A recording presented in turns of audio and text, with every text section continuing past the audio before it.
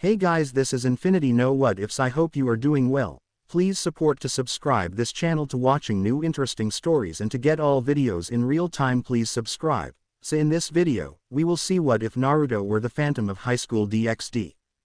Here is short summary. Naruto Uzumaki lost everything, but 8 years later he's returned, with new aspirations to fix the corrupted government that has forsaken him. But when the lives of those he holds precious are put in danger, he will stop at nothing to destroy all those that threaten them.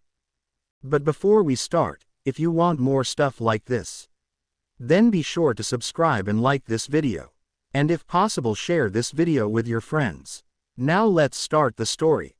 Yo, I'm Naruto Namikaze, nice to meet ya, he said with a lazy wave. Chaos ensued, he absolutely hated it. Do you have a girlfriend? One girl said. Where are you from? Another girl shouted. Oh great, another pretty boy. This time it was a guy that said that. Go back to where you came from, shouted another guy. We don't need another Kiba. Another guy said. I say we kill him. Okay, that was obviously a threat. Alright class, settle down, the teacher said over the loud noise the students were making. He then turned to me. Now Namikaze-san, why don't you sit next to Grimori-san over there? He said as he pointed to a girl. Said girl was extremely beautiful. She was dressed in the Kuo Academy uniform for females, which consisted of a white long-sleeved button-down shirt with vertical lining, and a black ribbon on the shirt collar. She also had a black shoulder cape which matched the black button-down corset, a magenta skirt with white accents and brown dress shoes over white crew-length socks. However, it wasn't her clothes but her hair that stuck out the most.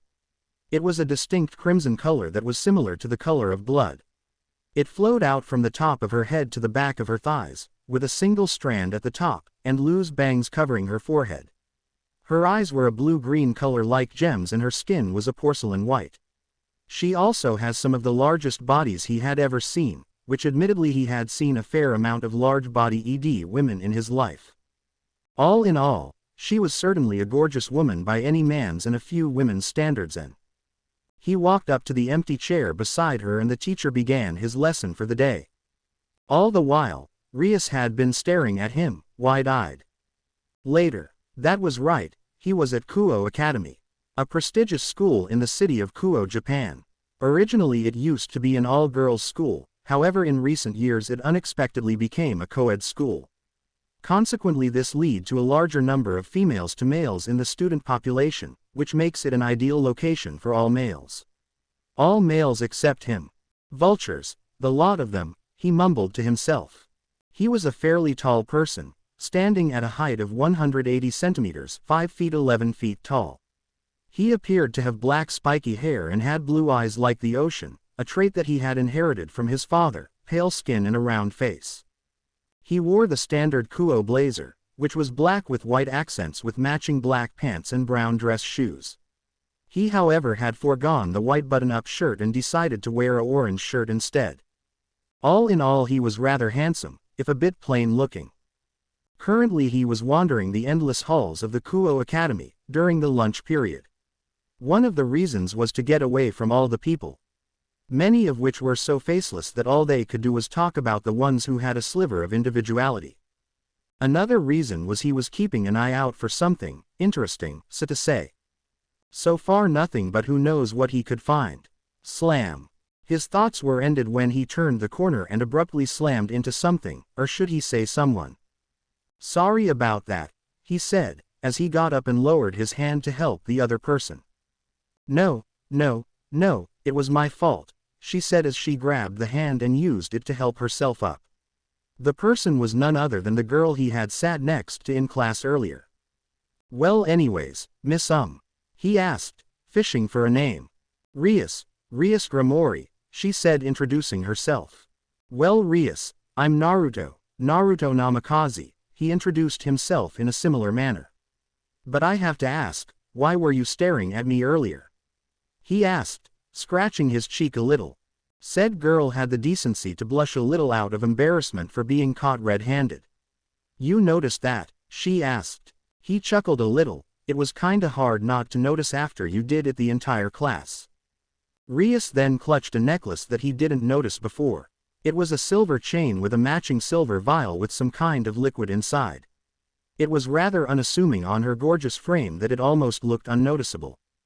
"I guess you reminded me of a friend," she said, looking away in sadness. Noticing the change in atmosphere, "Was he a good friend?" he asked. Rias smiled a little in remembrance. "Yes, he was." "Well, if you don't mind me asking," he paused. "What happened to this friend of yours?" "He died," she said somberly, "in a fire." Abruptly, and breaking the sad mood, the bell rang, signifying the end of the period. "Well, Rias-chan, if I can call you that," Naruto asked. The girl just nodded her head with a smile. "If I may call you Naruto-kun." "It's a deal," he accepted. "Well, Rias-chan, I better head to class," he said with a wave, as he walked off. He did, however, narrow his eyes at a nearby office. Said office was for the school nurse, who just so happened to have black circular glass with long silver hair put into a ponytail. "I see," she stated as she looked over the chessboard. "You were right, 100%, said her rook. Said girl, Kaneko Tuju, was a short petite girl with short white hair and golden eyes. She had 2 white bangs going past her shoulders and several loose bangs over her forehead, while the back had a short bob cut, with 2 black cat hair clips on each side of her hair. For attire she wore the standard Kuo uniform, although she had foregone the shoulder cape.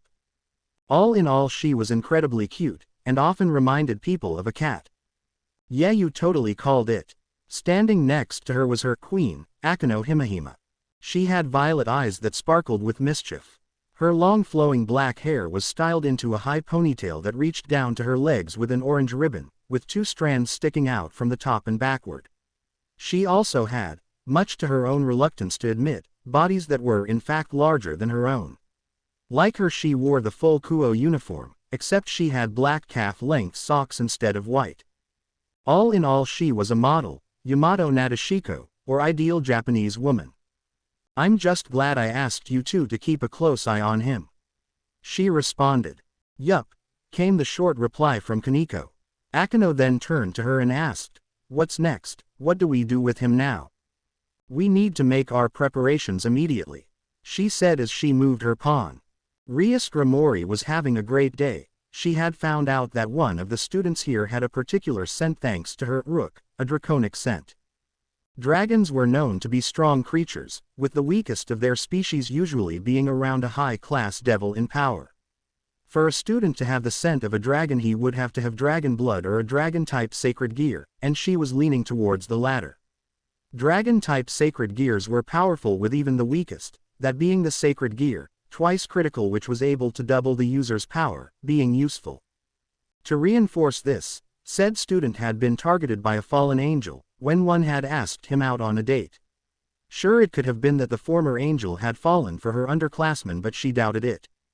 For the Grigori to target a human, it meant that he was powerful. All she had to do was slip a flyer onto his person, and when he had a strong desire, she would be summoned. And she would be there to save him and hopefully win his loyalty in one fell swoop.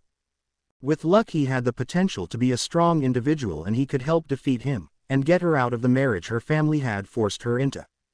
All in all, her plans were set and she was having a good day.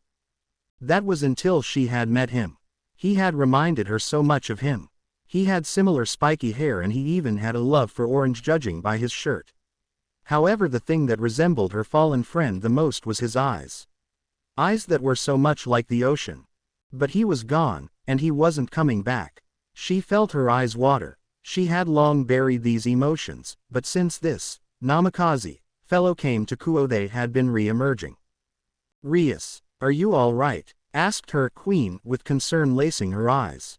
"It's nothing, I'm fine." Wiping the tears, she stood up and walked out of the room. She needed to be strong, especially in front of her peerage. Even if it hurt, after all, it had been so long ago. As she left, Akano and Kaneko had deep frowns marring their beautiful faces. The next day, Issei Hyodo was having the best day today. Why, you may ask? Well, today he had a date. A date with a real girl. 2 days ago he had almost had a heart attack when he had been asked out. And yesterday he had totally freaked out his 2 friends Matsuda and Motohama, when he showed up with his new girlfriend Yuma Amano. She was a girl any man would kill for, with a slender body and large bust. She had long black hair and violet eyes, with an innocent look to them. First they had gone to a clothing store and tried on lots of outfits. He had even gotten her a pink scrunchie. Then they had gone out for some ice cream, where she had shown a large amount of her cleavage, so much so that he almost choked when she had almost caught him peeking. Then now they were rounding the entire date off at the park, it around sunset. "I sure had fun today," Yuma said right next to him. "Yeah, this was the best date ever," he replied. It was then that he had almost touched her hand, and he nearly died, it was so amazing. "Dude, I think this is my chance to make a move," he thought to himself. It was then that Yuma grabbed his hand, both of their faces were on fire. "I'm touching her." She then abruptly let go of his hand and ran up to the nearby fountain. She then turned back to him, hands behind her back. She asked, "Can I ask you a question? In honor of our first date, there is something I'd like you to do." She then walked forward and bowed. I'm totally gonna get to touch her.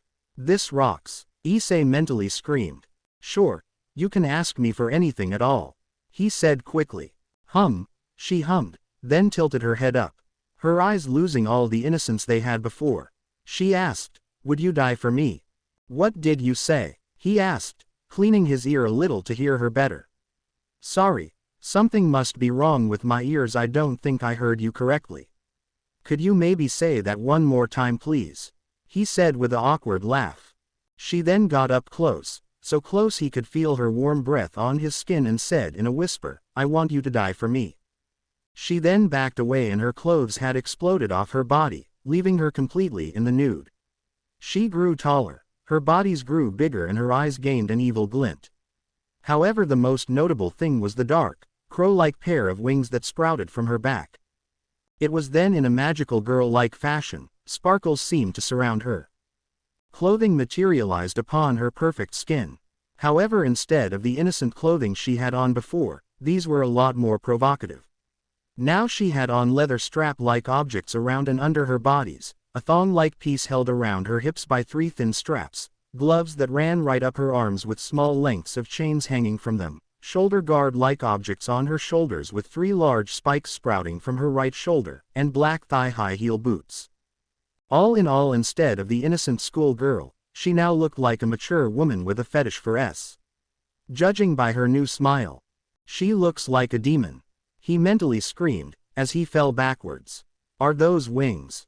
Well, I have to admit, I did have some fun today. Considering how naive and childish you were, things could have been much, much worse." She then took a look to admire the pink scrunchie he had given her earlier. "Thanks a lot for the gift, very sweet." But even so, she held out her hand and a red light began to form in front of her into the shape of a spear. "It's time to die." Her voice was deeper, more malicious. "Why, Yuma, please," he said in shock of her transformation. She then threw the spear at him and he felt nothing but pain in his chest. Blood rushed out from the wound and he tried his best to apply pressure to the hole where his chest used to be. "I'm sorry, but the fact is you were far too great a risk to us. I had no choice but to dispose of you," she said tauntingly. "If you're looking for someone to blame, why not blame him? He gave you your sacred gear. What in the hell is she talking about?" he thought, as blood erupted from his mouth and he fell onto his back. "Oh, thanks again for the lovely date, it was fun," she said as she flew off, leaving behind black feathers when she ascended. All the while, as he lay dying on the floor in a pool of blood, he could only think of one thing: what a bitch. Am I really about to die like this? Alone and pathetic, a giant. If you were gonna kill me, couldn't you have let me squeeze or jiggle your jugs first? I only got to look at them for a second, but I could see how bouncy they were. Oh Yuma. Bringing his hand up with all the strength he had left, he could only stare at the blood that covered it. Red, the same color as her hair. He thought about Rias Grimori in his final moments, darker than any hair I've ever seen. Just like the color running down my hand. Long, beautiful, crimson hair, just like this. His hand collapsed to the ground and his breathing became even more ragged. Wait, why the crap am I talking like this? I'm about to freaking die. It's over. Damn, I can't even move anymore. Trying to touch a pair of orbs, what a stupid way for a person to die. He admitted, to be honest, I know I've lived a shallow life. Next time around one gonna try real hard to be a better person. The only thing I can think about is Rias. With her pretty red hair, and huge guzzin gas. If I'm gonna die, then why can't I do it by motorboating those glorious fun bags? A bright red light began to emerge from his person, and with it a bright red magic circle appeared in the sky. Emerging from her summoning circle, a woman with blood-red hair was brought forth in a shower of sparkles. I have come. You are the one who summoned me, are you not? Her hair and clothing billowed out in the wind. Who is that? He thought. Since death is upon you, I will gladly take you in. It was then, not that he could see, bat-like wings began to emerge from her back. From this moment forward, you will live your life for my sake. Unknown to them, high up in the trees a person could be seen watching the entire scene. It was none other than Naruto, Namikaze, the boy she had met earlier that week. He chuckled to himself, way to go Rias-chan. You always did have a flair for the dramatic, he said as if he were familiar with her for a long time. It was then another being made its presence known. She must be pretty lucky to have gotten the Red Dragon Emperor in her peerage, though I doubt the White One would be happy with his performance today. It was a small creature, about the size of a dog. It resembled a fox, with a red-orange coat of fur. It however had a human-like torso with completely opposable thumbs on its clawed hands. It had black fur around its red menacing eyes that were slitted like a cat, with two rabbit-like ears protruding from its head. However, its most notable feature was its 7 tails, that flowed like a fire around its back. This was Kurama, his familiar that just so happened to be with him through everything that has happened in his life within the past decade. Chuckling, no, I doubt they will like how much of a pervert he is, he said fondly. Still no word of the snake? The fox asked. His eyes, lost the happiness that they once had as he narrowed them. No, but we do have confirmation he is within the school. I know, but I don't understand why he should choose here of all places, Kurama said lazily. Naruto nodded. Kuo is a supernatural hotspot. Simply by existing, this place attracts all sorts of strong creatures, he said, pointing at the fallen Red Dragon Emperor that was being dragged off to be healed as an example. But that is just the entire city, he continued. The snake is specifically in Kuo Academy, which is home to 2 high-class devils that just so happen to be related to 2 Mao. My guess is that he plans to do something with one or both of them. So for now we wait for him to make a mistake, as I continue to play the student. Kurama grinned, showing his enlarged canines. Well, with the death of his master, the snake will no doubt make a move soon. Naruto showing a grin of his own. I guess you're right, he agreed. Do you think that little red is onto you? The demon Kitsune asked. I think she has some feeling that I'm not who I say I am. He then gestured to the pair of bracelets that had strange writing on them, he had hidden underneath his uniform sleeves. But thanks to these seals I'm just a normal student. He then gestured to the back of his neck, moving a few strands of his black hair. There was a piece of paper with similar writing to what he had on his bracelets. He then channeled some magic into the seal. His appearance changed. His black hair was now a bright yellow, similar to that of the sun. His pale skin became a lot more tan, which was another trait he had gotten from his father. 3 whisker-like birthmarks marred each cheek. All in all, if the boy earlier had been handsome, this boy would certainly be called exotic. Still, I don't know why you chose a look so similar to yourself, Kurama admitted. He shrugged to himself. Most people don't pay attention to those around them enough to actually put things together. And the orange? Kurama asked. Hey, don't diss the orange. Especially when I don't get to wear it often enough, he said, defending his favorite color. Do you plan for it to stay that way? The fox asked. He frowned. As far as she knows, Naruto Uzumaki is dead, and it's best that it stays that way, for her sake. Deciding to change the subject, he turned to the fox and asked, how are the others doing? Kurama gained a thoughtful expression, as he put his hand under his chin. Rabbit, Shark and Owl are about finished with their mission, so they should return soon. Dog, deer, monkey and raven are still on guard duty with the big fox. Your queen is training as usual. And, cat, tanuki, and slug, are off on their own. He said, giving the locations of his other peerage members. You know, when she finds out we are here, she isn't gonna be happy. The fox said after some thought. Naruto knew exactly who he was referring to. He gained a bittersweet smile. Yeah, she was always so overprotective. He missed that. Naruto then leaned forward a little. Tell them all to get ready, because I have a feeling that something is gonna happen soon. Do you think it is the red clouds? Kurama asked. Instantly, Naruto got a dark expression at the mention of them. His eyes turned a blood red, the pupil shrunk and there appeared to be 3 tomo encircling it. I don't know, but for now we continue to wait for the snake to make its move. Kurama nodded. He then disappeared in the darkness. Naruto was alone with his thoughts, and all he could do was stare at the setting sun. Well, Tomato-chan, I hope you are prepared, because dark storms are coming. He said in remembrance of his childhood friend. Flashback 12 years ago. Naruto, Naruto, Naruto, we're about to leave, you know. A woman shouted. Said woman was extremely beautiful, and appeared to be in her mid-20s with fair skin, a slender build and violet eyes. And she was wearing an ornate green dress that had a slit in the front to show a moderate amount of her chest. However, the feature she was most known for is her long red hair, which depending on who you asked was the color of a tomato. If you did ask those people and they responded as such, it's likely that they wouldn't say that for very long, as she had a reputation to beat those who called her that specific name. Her name was Kushina Uzumaki, his mother. And currently, she was pissed. How did he know? You might ask. Well, you could tell because currently, her hair was arranged itself into 9 tail-like protrusions that were somehow defying physics, as they were floating. Oh, and did he mention that her eyes were glowing, because they were, a menacing white. He was in deep trouble, it was best to hide.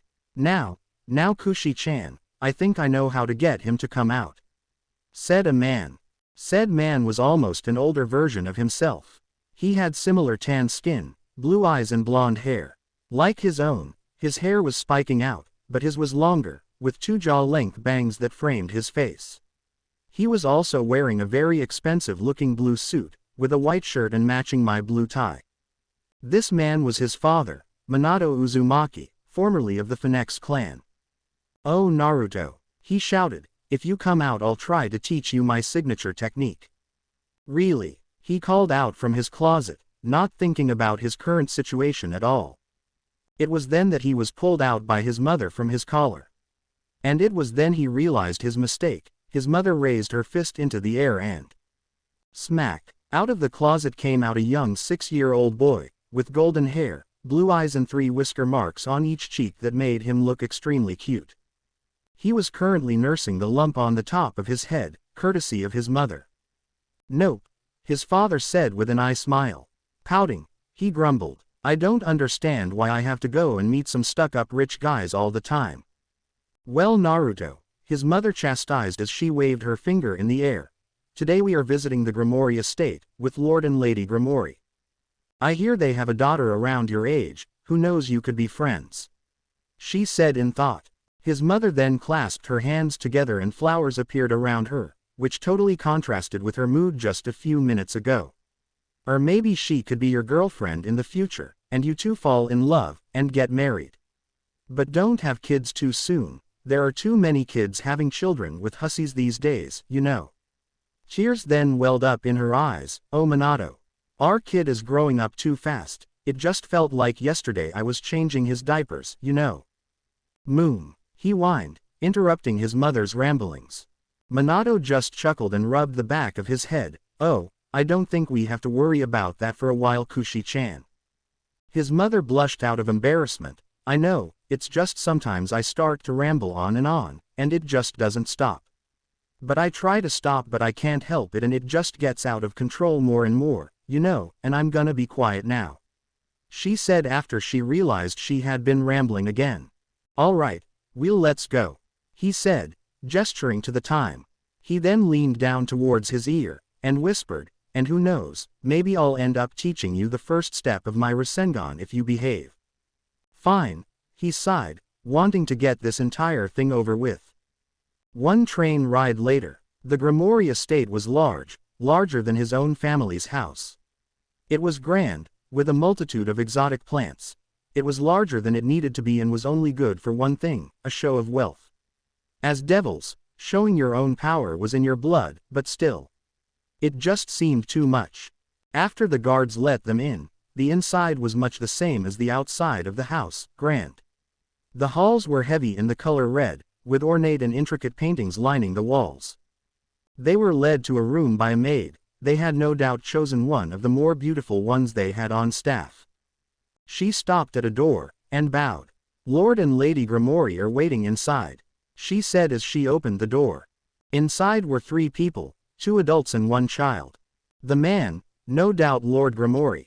He had the appearance of a man in his mid-30s, though he was likely much older than that. He had vibrant red hair that was tied into a loose ponytail, with a black hair band. He had bright blue-green eyes, with a short beard along his chin.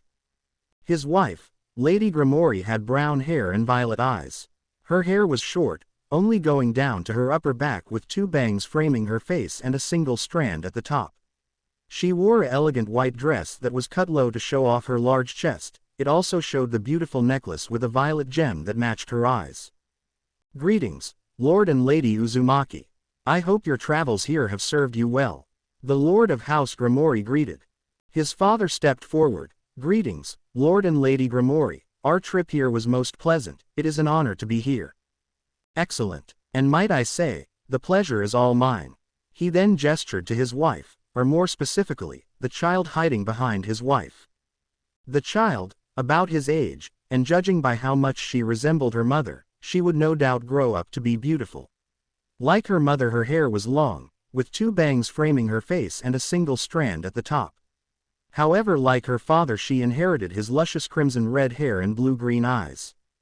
She was obviously nervous. "Allow me to introduce my daughter." He gestured to the child. She stepped up and said the first thing that came to her mind. "Whiskers." He saw red. "Who ya callin' Whiskers?" "Ya tomato," he called out in rage. Rias puffed her cheeks out at the remark and gave him a vicious glare. She was about to retort, only to turn pale as she got a look of her mother's stern look. The ladies of the 2 houses had enough reserve of their emotions to remain a calm neutral, their husbands however did not. They were chuckling at the scene, but they quickly regained their composure. "Sorry about that," his father said while rubbing the back of his head. Lord Grimoire chuckling. "No need, I should be the one to apologize." Lady Grimoire bumped her child with her elbow to signal for her to speak. She bowed. "My apologies, my name is Rias Grimoire, heir to the Grimoire clan." "Whatever you say, tomato," he grumbled. "Smack." "Ow," he said, nursing the bruise his mother had inflicted upon him. To which he received a similar injury to what he had gotten earlier from his mother. Sighing, he conceded. "I apologize as well," he said with a bow. "My name is Naruto Uzumaki, heir to the Uzumaki clan."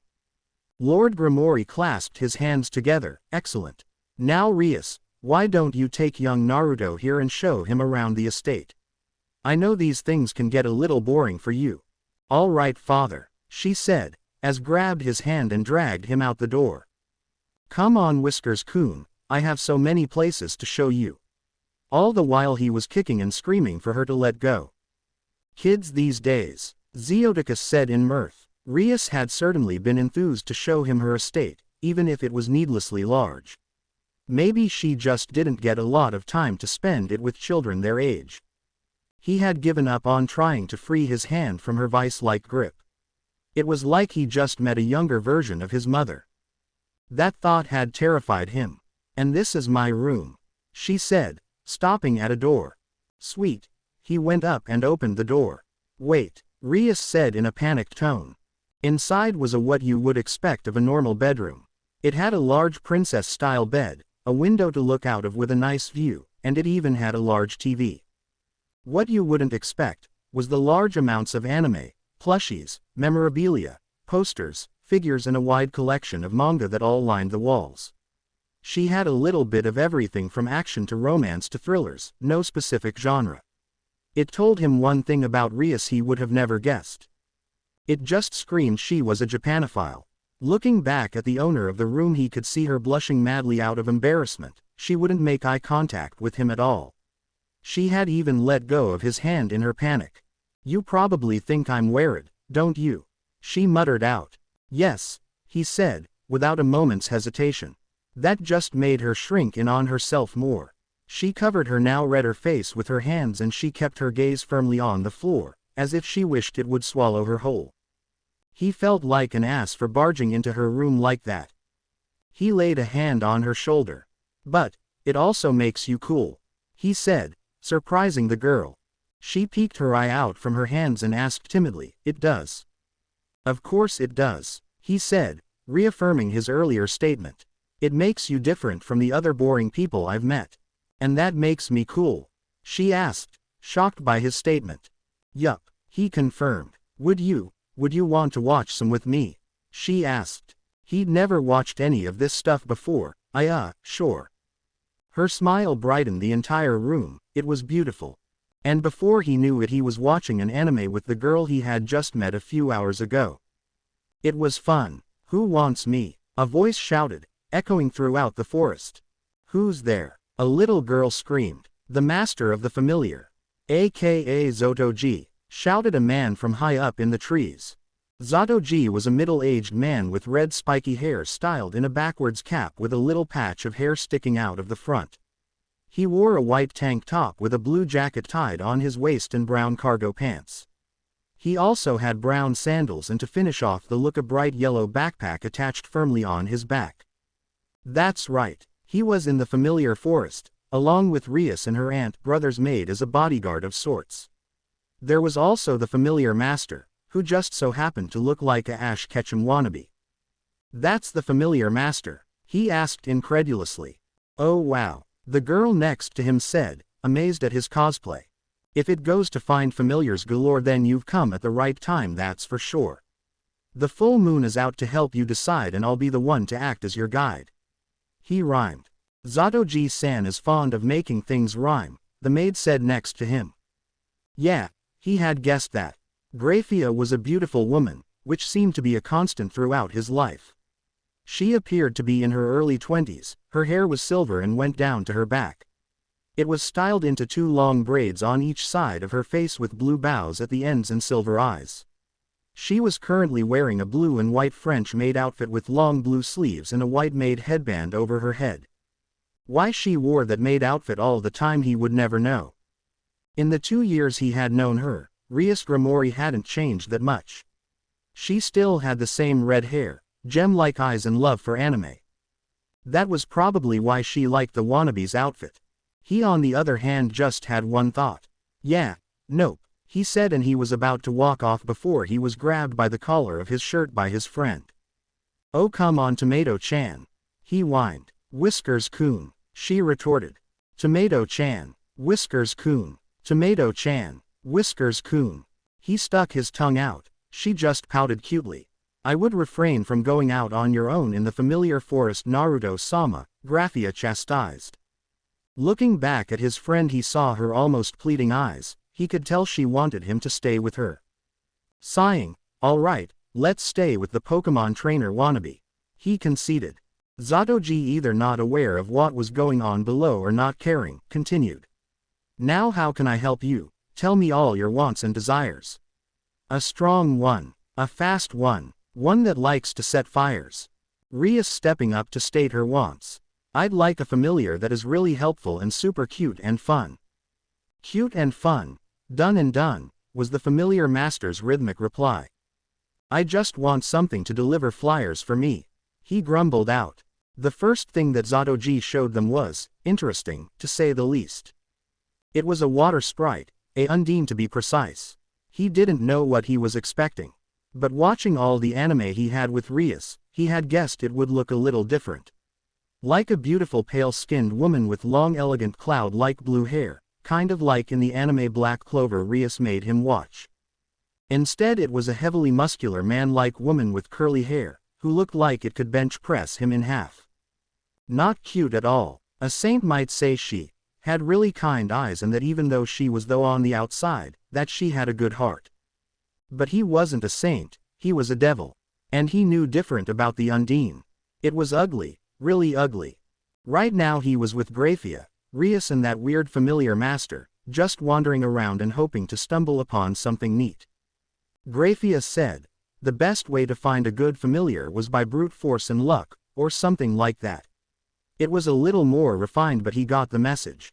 So they were just waiting for themselves to stumble upon something through pure dumb luck. He had always been lucky, so hopefully that luck would pull through here too. Maybe he could get a cool dragon, or a large multi-headed dog or something cool like that. One could only dream, but sadly Zatoji had told them that this was the safest part of the forest. Since they only needed a low-level familiar because they were so young, they wouldn't be safe in other parts of the forest. After a few minutes of walking he heard a particular noise in the foliage. It sounded like whimpering. "What's that noise?" he asked aloud. "What noise do you hear?" The familiar master then tried listening for what he heard. "Oh dear. It sounds like an animal is in fear." Listening to where the noise was, he pointed in the direction he heard it come from. "Quick Naruto, let's go," he said, running off in that particular direction. He and Graphia followed, and what they came upon was a baby fox. A fox that didn't look like anything special and only had a singular tail. Although the kitsune did have very large bunny-like ears. It looked like it hurt its leg. Even though it was hurt, it still showed a fire in its eyes. A fire that would strike the moment it saw us as a threat. Holding his palm out to lessen its worry, leaned down so he could see it better and saw that its leg looked broken. "Its leg is broken," he stated. The familiar master used a nearby stick that was thick enough to act as a splint as he tied it to its leg with rope he fished from his bag. After a while it was done, and hopefully it would keep it on long enough for it to heal. He wished he knew healing magic. It would be pretty useful right about now. This boy's parents must have bit the dust, or else this little guy wouldn't be with us.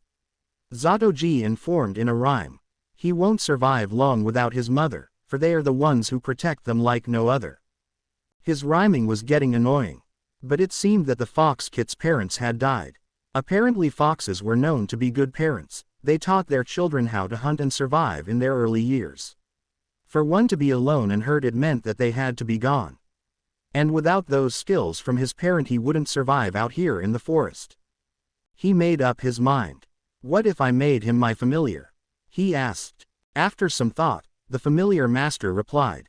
"Kitsune are extremely loyal and if trained can be powerful. If you're able to help him, your life certainly won't be as dull."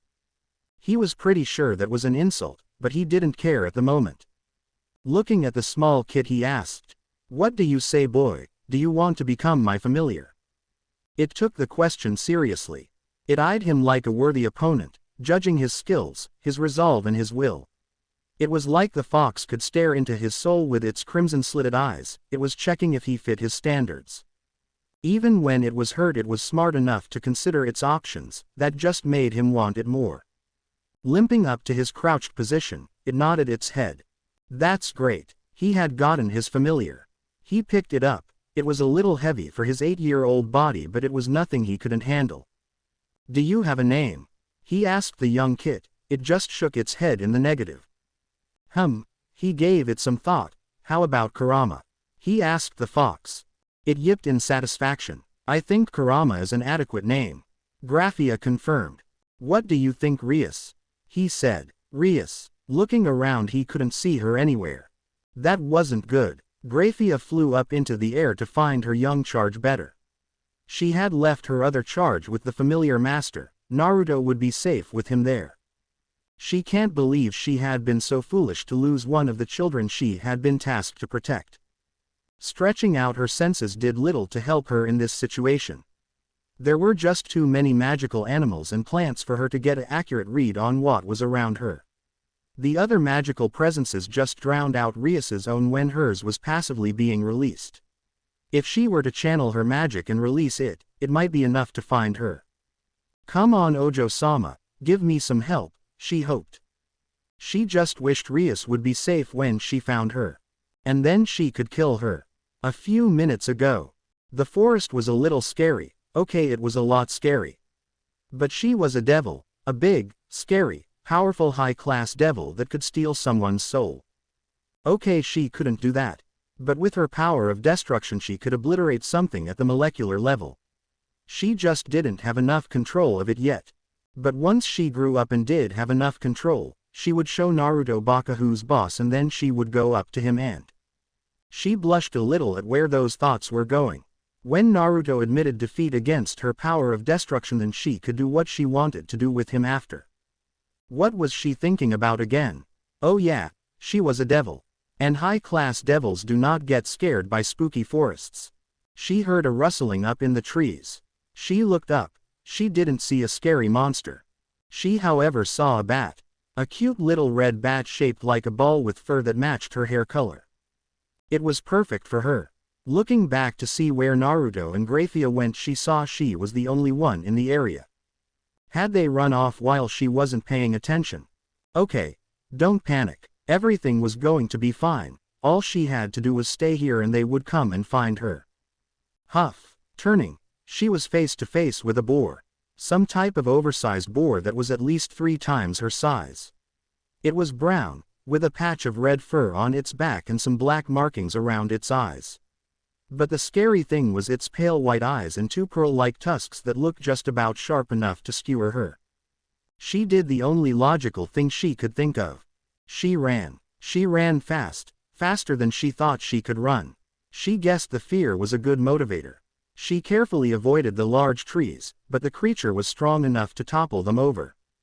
This is not a normal boar, she realized. She didn't know how long she ran, but she ended up in a clearing. Spotting a large rock, she knew it was her only chance. All right, I'll use that, she thought. She used all her devilish strength to jump at the top of the rock. Successfully managing to do it, she would come to realize that the action was in vain, as the large boar just rammed straight into the boulder. Losing her balance, she collapsed along with the boulder she was standing upon, injuring her leg in the process. She channeled her power of destruction, only to realize that with the combination of her injuries and her fear, she was unable to focus her magic enough to send out a blast at it. All she could do was watch as the boar turned around to charge back at her once more. The bat, that she had spotted before, charged at the boar in an attempt for it to stop. The boar just swatted the small creature away as if it were a fly. The bat suffered the same fate that she soon will. Is this where I die? She asked herself. She could vaguely see a figure that jumped in front of her. It looked like Naruto. He took a look at his surroundings. How dare you do this to my friend? His voice was calm, but it was laced with a roaring fury.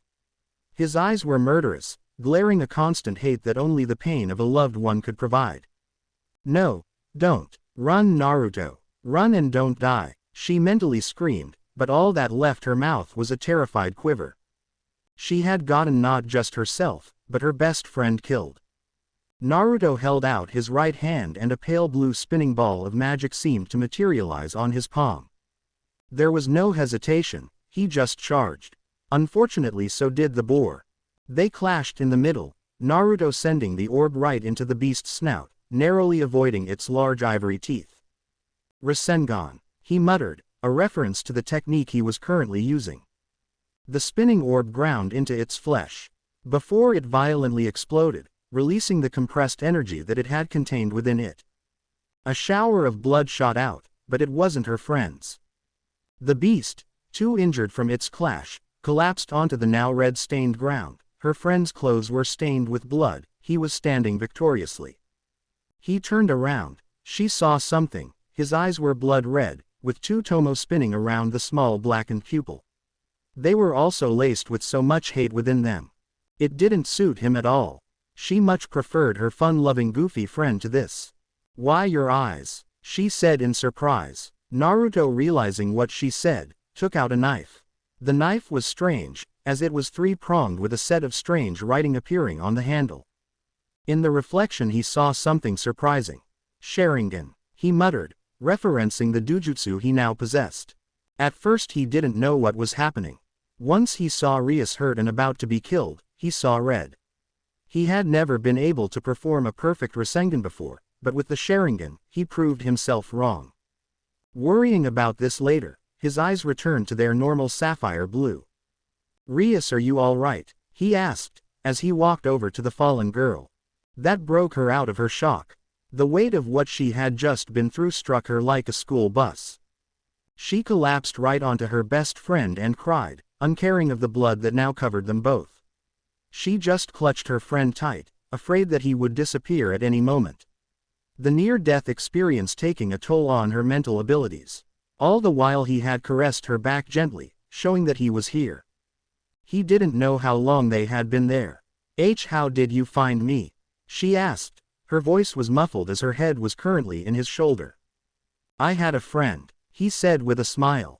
She now saw what he was referring to. It was a small, cute baby fox with a splint on his injured leg. Apparently the fox had some sort of ability to find people across far distances. Taking deep breaths, she ended the hug. But she still clutched onto his hand like a lifeline. "Hi, what's your name?" she said, letting the fox around its abnormally large ears. It yipped in satisfaction. "Kurama, his name is Kurama," he answered for the kitsune. Rias pouted, which even while her face was covered in blood, was extremely cute. "No fair, I wanted a cute one." "I thought you already found one," he said, pointing above her head. "What are you?" she said before she spotted what he was referring to. It was the bat from earlier, still going strong even after the blow it took earlier. The bat was currently floating above her head. "It's you," reaching up to grab the creature, accidentally letting go of Naruto's hand. He just put his hand firmly around her waist. She loved it. Catching the bat within her grasp, "I'm gonna name you Mocha," she said. Naruto chuckled. This was sweet, but the moment had been ended abruptly by one familiar master. "Kid, you ran really fast. It totally left me a gasp, looking over the area only to spot one thing. Holy shit, it's a demon boar." Forgetting to rhyme in his astonishment, Graphia flew right over them and called out, "Rias! Naruto, are you all right?" Foregoing honorifics in her panic seeing them covered in blood. "We're fine, Graphia." Graphia came flying in next to Zatoji, and she looked pissed. "Zatoji, enlighten me on what a demon boar is."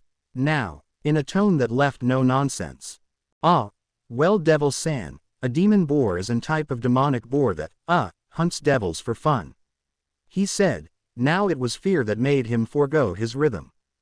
"And why, pray tell, is that dangerous of a creature in the safest part of the forest?" she asked, this time a little more forceful. Well, you see, it is really hard to tell which kinds of familiar are of the demon variety. Because they look exactly the same as normal familiars, and they only, show they are demonic by the fur around their eyes. And they only get those when they get to a certain level of power. Quite frankly, I'm surprised that they were able to kill one of them, although the boar looks to have been extremely young. Upon him seeing Graphia's murderous glare, he shut off his ramblings. "Oh look, the two have their familiars. Let's go and get those ready for them," he said with an awkward chuckle. Naruto, staring at the scene, said to Kurama, "Kurama, if he tries to put you in a thing called a Pokeball, I give you full permission to eat him." The fox yipped in delight, then it showed a foxy grin. Present, Issei Hyodo was not having a good day.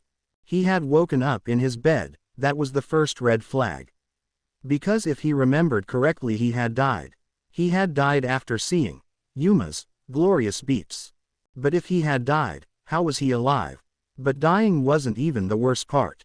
What was worse than dying, you might ask? Well, nobody remembered his girlfriend. Matsuda and Motohuma, who he remembered showing Yuma to, had completely forgotten about her. What's worse is they called him a liar. Him, a liar. Even her contact information, which he had on his phone, had disappeared. The day got a little better, when he went over to Matsuda's house to read the treasured book, Ika Ika. But even after watching Double D's and the Nerds Who Love Them, he felt weird. And not the nice tingly weird he usually got, but it was more of a strange weird. He could see perfectly in the dark, and he started to hear things he shouldn't have heard. Like noises that were too far away to be possible. His body also felt lighter, he could jump higher, and he had more energy. But it just felt like his body was changing into something. What was another thing that made his day bad? Well, it could be the fact that he was being chased by one of those black-winged freaks. Black feathers rained from the sky. All he could think about was that it reminded him of how Yuma had left after she killed him. But no, it was someone else, someone a whole lot less and a lot more terrifying. The man landed in front on him. A man with short black hair and blue eyes. His outfit consisted of a gray trench coat, with a white dress shirt. However, the scary thing was the two crow-like wings on his back. Such cowardice! I can't abide such lower-class beings, the man muttered. No, how can this be real? He asked in disbelief. He stuck his hand out. It appears as though your friends and master are nowhere to be found. You show no sign of disappearing or any circles being deployed. He moved his outstretched hand to his side. Therefore I will assume you are astray, is that correct? A spear made entirely out of light appeared in his hand. It was similar to the one Yuma made, but hers was red and this guy's was blue. At the sight of it, he ran. And that would mean killing you won't be a problem, he shouted, as he moved his arm back into a throwing position. If I'm gonna die in a dream, I'd rather the killer be a hot chick than a dude. He thought. Not cool. All his running was for naught, as the light spear pieces his backside, leaving him to fall on his knees and cough up blood. Man, this blows, big time. This is the worst pain I've ever felt. It didn't hurt near this bad when Yuma murdered me in my last dream. Reaching for the spearhead that was poking through his front side, he was met with a searing hot pain like how he felt in his chest. The man, hearing his cries of pain, spoke. It hurts, doesn't it? Light is a deadly poison to your kind, burns you from within. I thought I'd finished you off, but it seems you're quite the tough one. Raising his hand in the air, another spear of light formed within it. Don't worry, I'll put you out of your misery shortly. Seeing him getting ready to throw again, he mentally screamed, "Someone help me please." Ironically, his prayers had been answered, in the form of a blast of red and black power of destruction. The blast completely destroyed the fallen angel's spear of light within his hands. What did you just do, you little shit? A bright red light flowed in the distance. And what the hell is that? That glow was a magic circle, and with it, appeared a beautiful red-haired woman he recognized. Keep your hands off of him, she shouted. Red hair. Did Rias come to save me? He asked himself. He then collapsed to the ground. A blue light spear materialized within the fallen angel's hand. I'll teach you not to meddle where you don't belong, he shouted angrily as he threw the spear at the girl. The spear was knocked away, however, by her rook, who then stood right by her side. Forming a fourth spear, he yelled, "I'm done with you." Charging, he came face to face with a bolt of lightning, courtesy of her queen, who revealed herself with a laugh and a spark of lightning in her palms. That hair, the crow realized. You're from the house of Grimoire. My name is Rias Grimoire, and who are you? Other than a fallen angel, she stated. Dusting himself off, the man spoke. Ha, well, who knew? This town is currently under the control of the next head of the great Grimoire family. So he is a member of your household, I take it. He was referring to the currently bleeding out half-devil on the ground. If you bring any harm to him, you will get no mercy from me, she said with confidence. The angel adjusted his hat. I apologize for the misunderstanding, though it is unwise to let your servants run loose like this. Next time he is out for a stroll, he might run into someone less cordial than myself.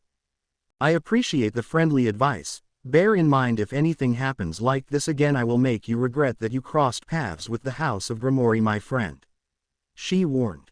No offense to you, noble household, but you should bear in mind that the same thing can be said to you. Unfurling his wings, he announced, my name is Donasik. I pray that you and I never again cross paths. And with that he disappeared, releasing the barrier he had put up earlier to keep her pawn within the area. That was a close call. I can't believe he ran into a fallen one, Akano said with a hiss. If we don't do something, he will die, Kaneko stated. That won't happen, she said. She was about to volunteer herself to heal her pawn. It was then she noticed something, her necklace. The silver vial of liquid that he had given her. It was mocking her. Akano, She called to her, "Queen, would you see to it that doesn't happen?" Akeno, slightly surprised, she responded, "Yufufu, I'll make sure of it." She licked her lips seductively. "Who knows, we might even have some fun afterward." None of them noticed the slitted red eyes within the darkness. These eyes belonged to one Kitsune, Kurama, and he had seen the entire thing. He was a devil. A devil. He wouldn't believe it, but then Akeno-senpai had shown him her wings. He had also gotten a great look at her beeps. They were gigantic, so much so that he just wanted to squeeze those balloons until they popped. He had been too surprised to do so, on account that she said she were devils, and the fact that they both were naked. He had accidentally hit his head when he fell off his bed in surprise.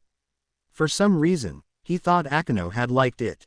He even got to help but on her bra. And she wore a thong. It was the best. He had freaked everyone out when he arrived with one of Kuo's great ladies. Sure, she wasn't Rias Grimori, but she still was amazing. She told him that Rias would send over someone to fetch him later, and then she walked off. In class, that bastard, Yuto Kiba, had showed up and told him that Rias Grimori had sent him. When he got there, he saw Kaneko Tuju. The Kaneko Tuju, Kuo's unofficial mascot. He got to seek Akeno-senpai again, and she was super nice. Totally freaked him out, and he could barely look her in the eye after seeing her knockers earlier. And it was then that Rias Grimori came into the room. And boy was she beautiful, from her gorgeous hair to her giant bodies to her pale skin. She was his dream girl. And she was standing right in front of him. Apparently the Occult Research Club was a front for other devils to conduct their business. That fallen angels were basically angels that have fallen because they have sinned. And that Yuma was also a fallen angel, and that she had been tasked to kill him. Then she had used some sort of ability to alter memories to make everyone forget she had ever existed. She explained that he was a part of a peerage, which allowed a strong devil to reincarnate others into devils who would have to serve them for their bidding. Which meant many things. It meant he could get a harem. That was awesome. He also had wings, and as a devil he had to put flyers with summoning circles that would allow people with strong desires to summon them. There they would complete a given task, and in return they would be compensated. Usually paid in a small amount of a person's life force that they would use to subtly gain power. Only to find out that he had so little power that he would not be able to teleport himself. He had to ride his bike to his client, and at first the client didn't believe him, so he had to beg to be let in. At first he was rude, but then the client ended up being super cool. He still didn't complete the contract though. And then he had gotten attacked by another fallen angel. He seemed to have the worst luck ever with them, at least this one was a girl. But then he had managed to activate his sacred gear, which according to Rias, were a gift from God he gave multiple humans so they could defend themselves from supernatural creatures. His sacred gear looked like a large red gauntlet that covered his entire forearm with a giant green gem on his hand. It also had yellow spikes on the sides and 2 red spikes at the top. With it he was able to fend off the fallen angel and blast her away with lasers he had been able to create. Rias had gotten angry with him because he fought the fallen angel alone. But what a day it had been. What am I supposed to do if she is still pissed off at me? Issei asked himself. Why am I an idiot? Oh, a girl cried. Looking over at the sound, he came face to ass with a pair of white panties. With a perverted grin he took full pleasure in looking at the girl who had fallen, revealing her glorious undergarments and camel toe. Oh no, it looks like I fell down again. I'm such a klutz, she admonished herself. Helping herself to sit up, she revealed her face. She was a pretty young woman about his age. Her long golden hair flowed down her back, split bangs over her forehead, and a single strand stuck out upward from the top and sloped backwards. She looked to be wearing a nun's outfit, which consisted of a dark teal nun outfit with light blue accents, a white veil over her head with light blue accents, a brown satchel slung on her right hip, and brown boots with black straps in an X-shaped pattern. She also wore a silver cross necklace around her neck. She was both very cute and beautiful, plus she had an aura of innocence that surrounded her. She smiled at him. You must never go near the church again, Issei. Rias admonished him. Why? He asked, surprised. For devils like us the church is enemy territory. Simply setting foot inside would cause major problems for both angels and devils. Surely you could sense that something was telling you to be careful. She explained. Oh, that's what it was, he said as he recalled the weird feeling he got after going near the church. When I went near the church I thought I felt a chill and my left hand tensed up. She turned to him. That was your devil instincts telling you danger was near. Being in close proximity to someone from the church is a very risky proposition. Also, what's even more dangerous is that some of the exorcists affiliated with the church also use sacred gears. They could really hurt you. He remembered Asia and her sacred gear that allowed her to heal a boy who had fallen and hurt himself. Asia's sacred gear was a pair of rings that allowed her to heal people instantly. Just know if a devil receives a devil purge, it's utterly annihilated. Nil, end of the line, they can feel nothing. They are gone forever, you can never come back from that. Do you understand? Her eyes spoke of total seriousness. Looking away he felt guilty. I got it. I'm sorry. I've gotten too worked up. I want you to be more careful, that's all. She turned and walked away. He hadn't expected this when he had helped a nun find her way to her house.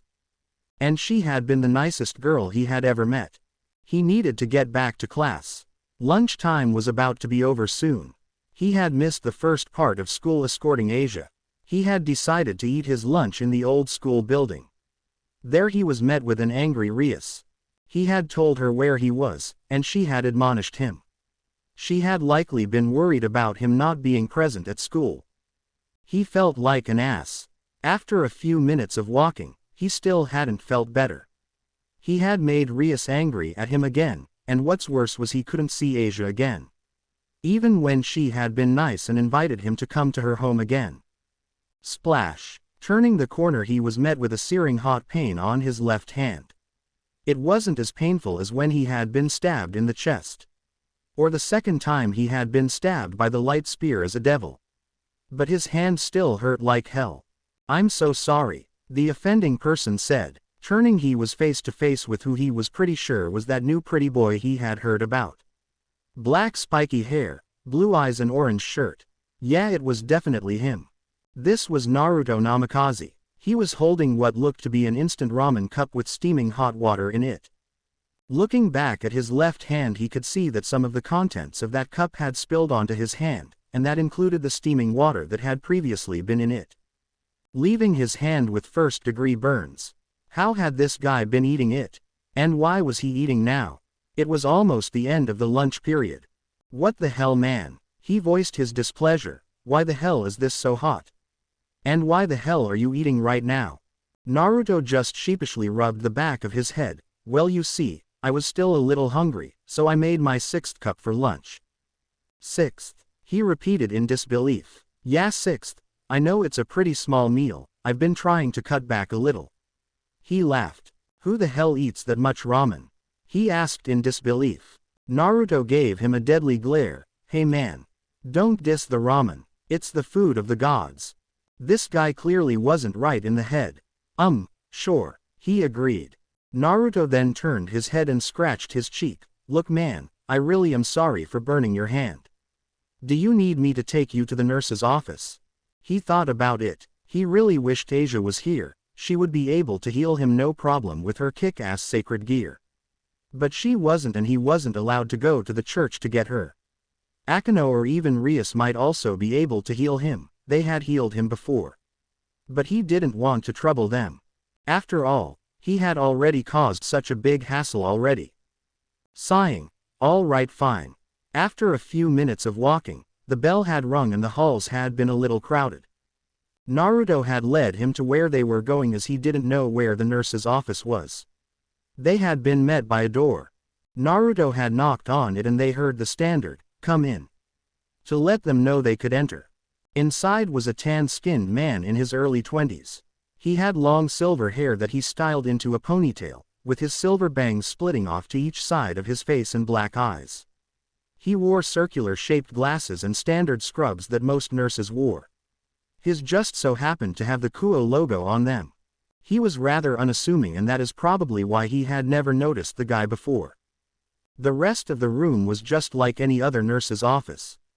A couple chairs, some corny posters, a place to lie down on, cabinets, a sink and a desk and stool for the nurse to sit on. "Ah, what can I do for you two?" he asked, turning to them.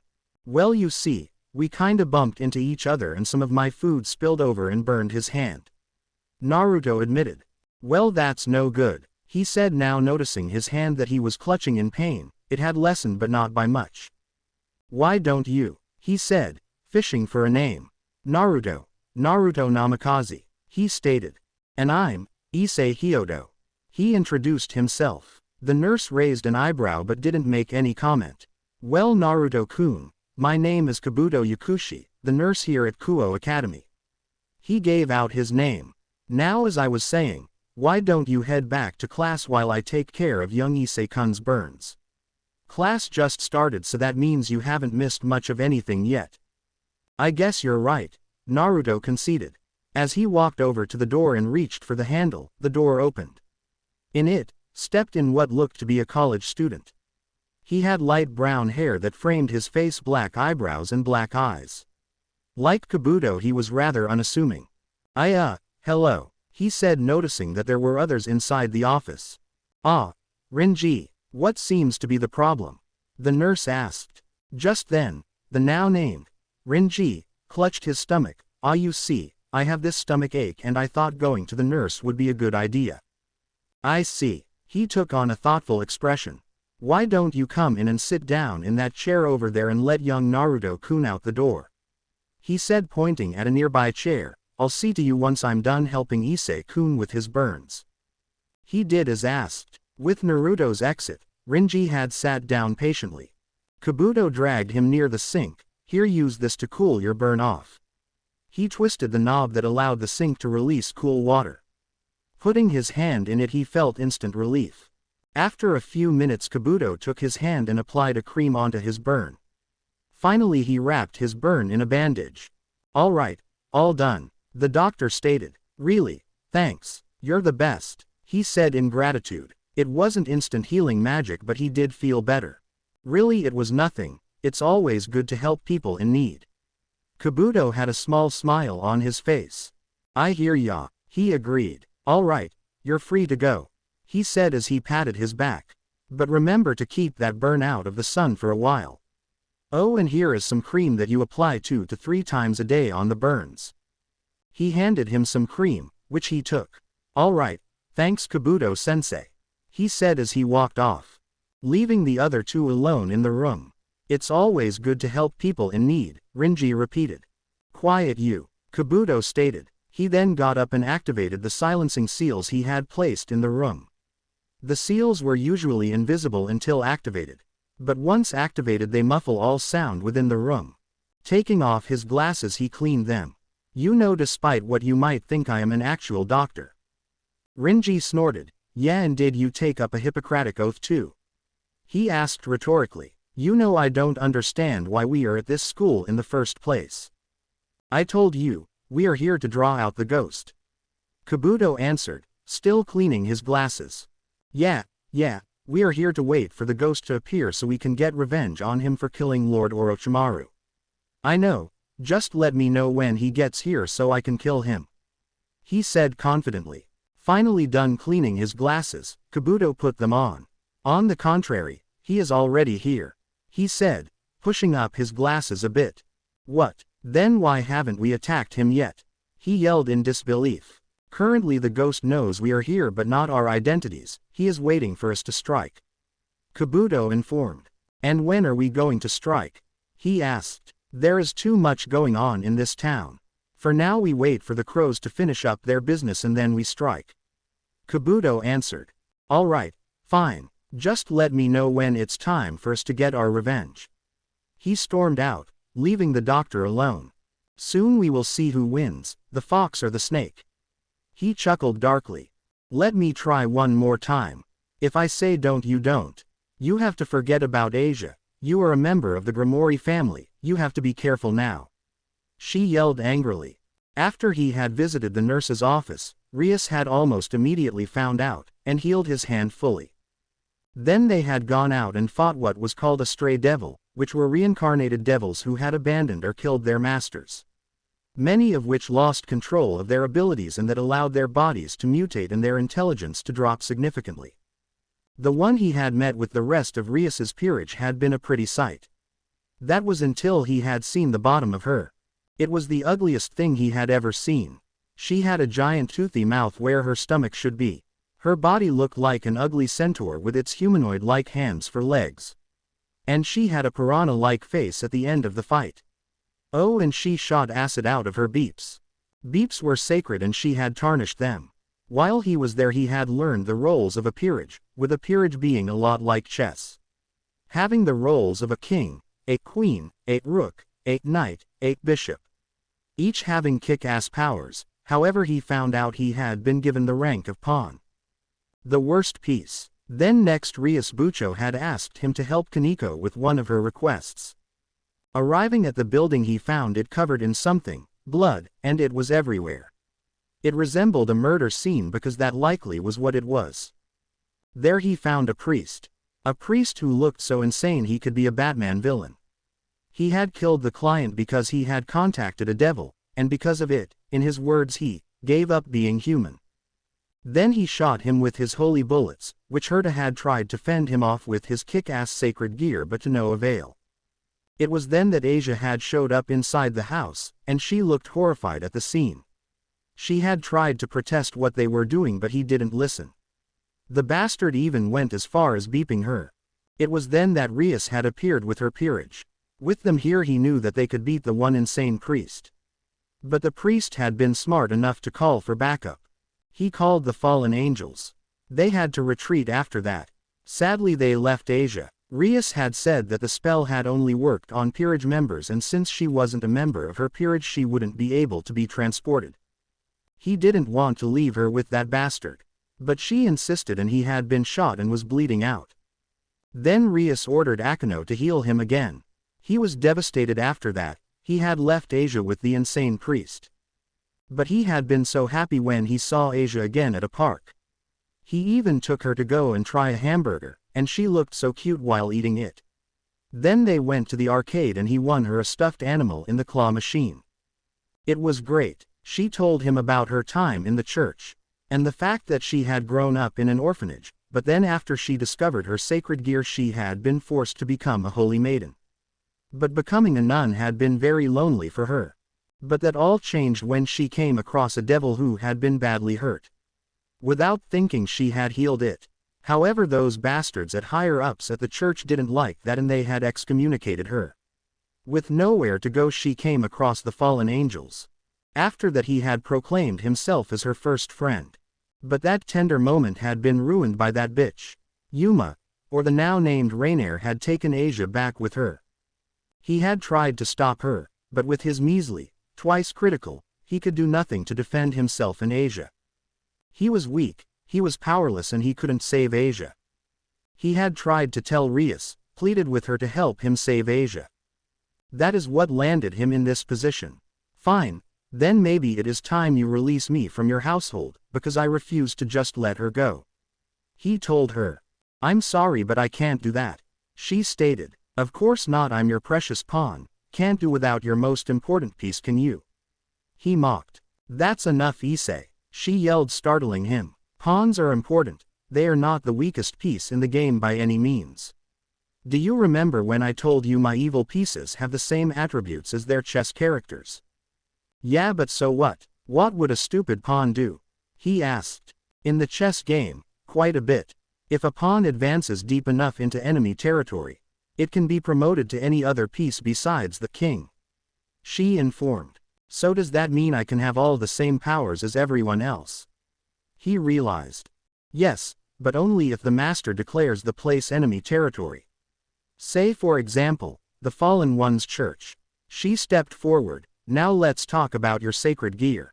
Oh yeah, it doubles my powers, is that right? Yuma said. The fallen angel told me. He corrected when realized he accidentally said the fake name Rainier had used. Just feel. She caressed his cheek like how a mother would a child. Any sacred gear works in direct correlation to the current feelings of its owner. Though to put it another way, the stronger those feelings are the more powerful the sacred gear can be. I didn't know. That's cool. He admitted. She stepped back, Akino whispering something in her ear. Something has come up. Akino and I have to step out for a moment. Wait a minute, I have more questions for you. She ignored him. Remember, even if you're promoted, no matter your rank, a single devil cannot stand up to a fallen one.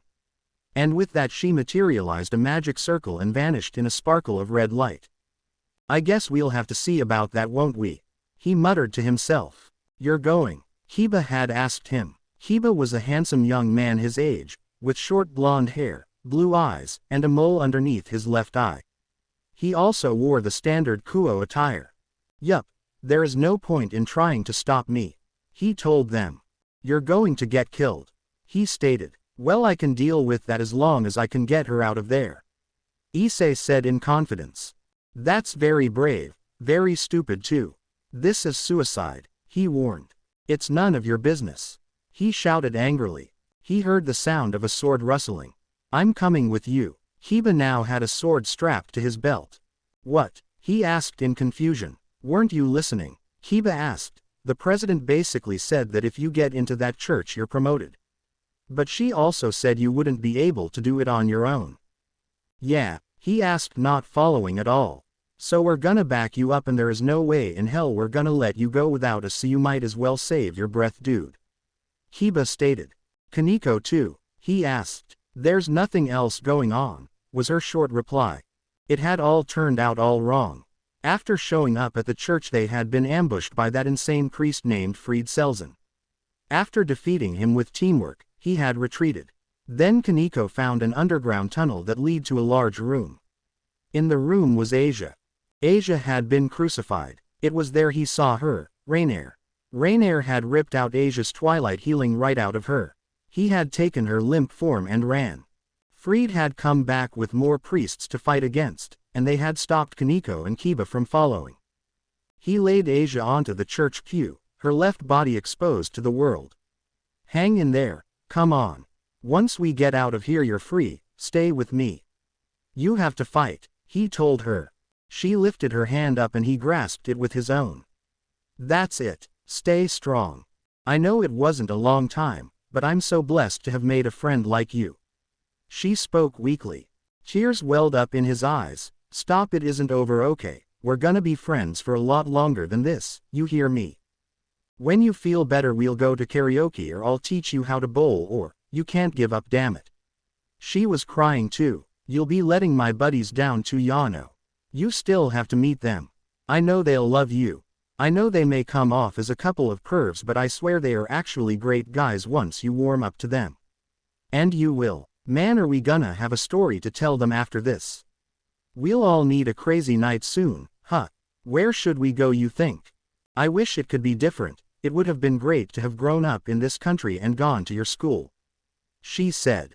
You still can. The school will be a lot more fun with you there, he promised, but the tears flowing freely down his face contradicted this. She put her hand on his cheek. I never wanted to make you cry, oh Issei. I'm sorry, goodbye. And her eyes closed as her hand fell limp at her side. Silence. Why? Why does she have to be the one to die? She's a healer. She could have helped people. If her gift is just to heal those in need, then doesn't that mean you have a purpose for her? It makes no sense. Damn you, he wailed. Asia didn't do anything to deserve this. Please give her back, please. All she wanted to do was make friends. She had one in me and would have made so many more. Is that it? Is this my fault? Are you punishing her because she made friends with a devil? I'm sorry, okay, just give her back. A demon asking for forgiveness in a church. Rainier interrupted. What an insidious sense of humor. There she was, sitting right next to him and the person she murdered. What are you doing here?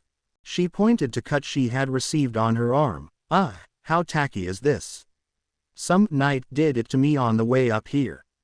Where are Kiba and Kaneko? He questioned. She activated Twilight Healing, its green glow lighting up the room as her wound was healed. Wonderful, huh? No matter the injury, I heal instantly. A perfect gift for those of us who no longer have the benefit of divine protection, wouldn't you say? She mocked. She clasped her hands in a praying fashion, and now I'll never risk losing my rank in the underworld. O great Azazel and Shemhazai, I'm prepared and ready to do your works. She prayed. What does that matter? What does that have to do with Asia? She wasn't a threat, she didn't care about power. He screamed. Rainier stood up from the pew. Unfortunately for those with a sacred gear, this is their destiny. That is such bullshit. She never wanted to use it, she just wanted to live in peace.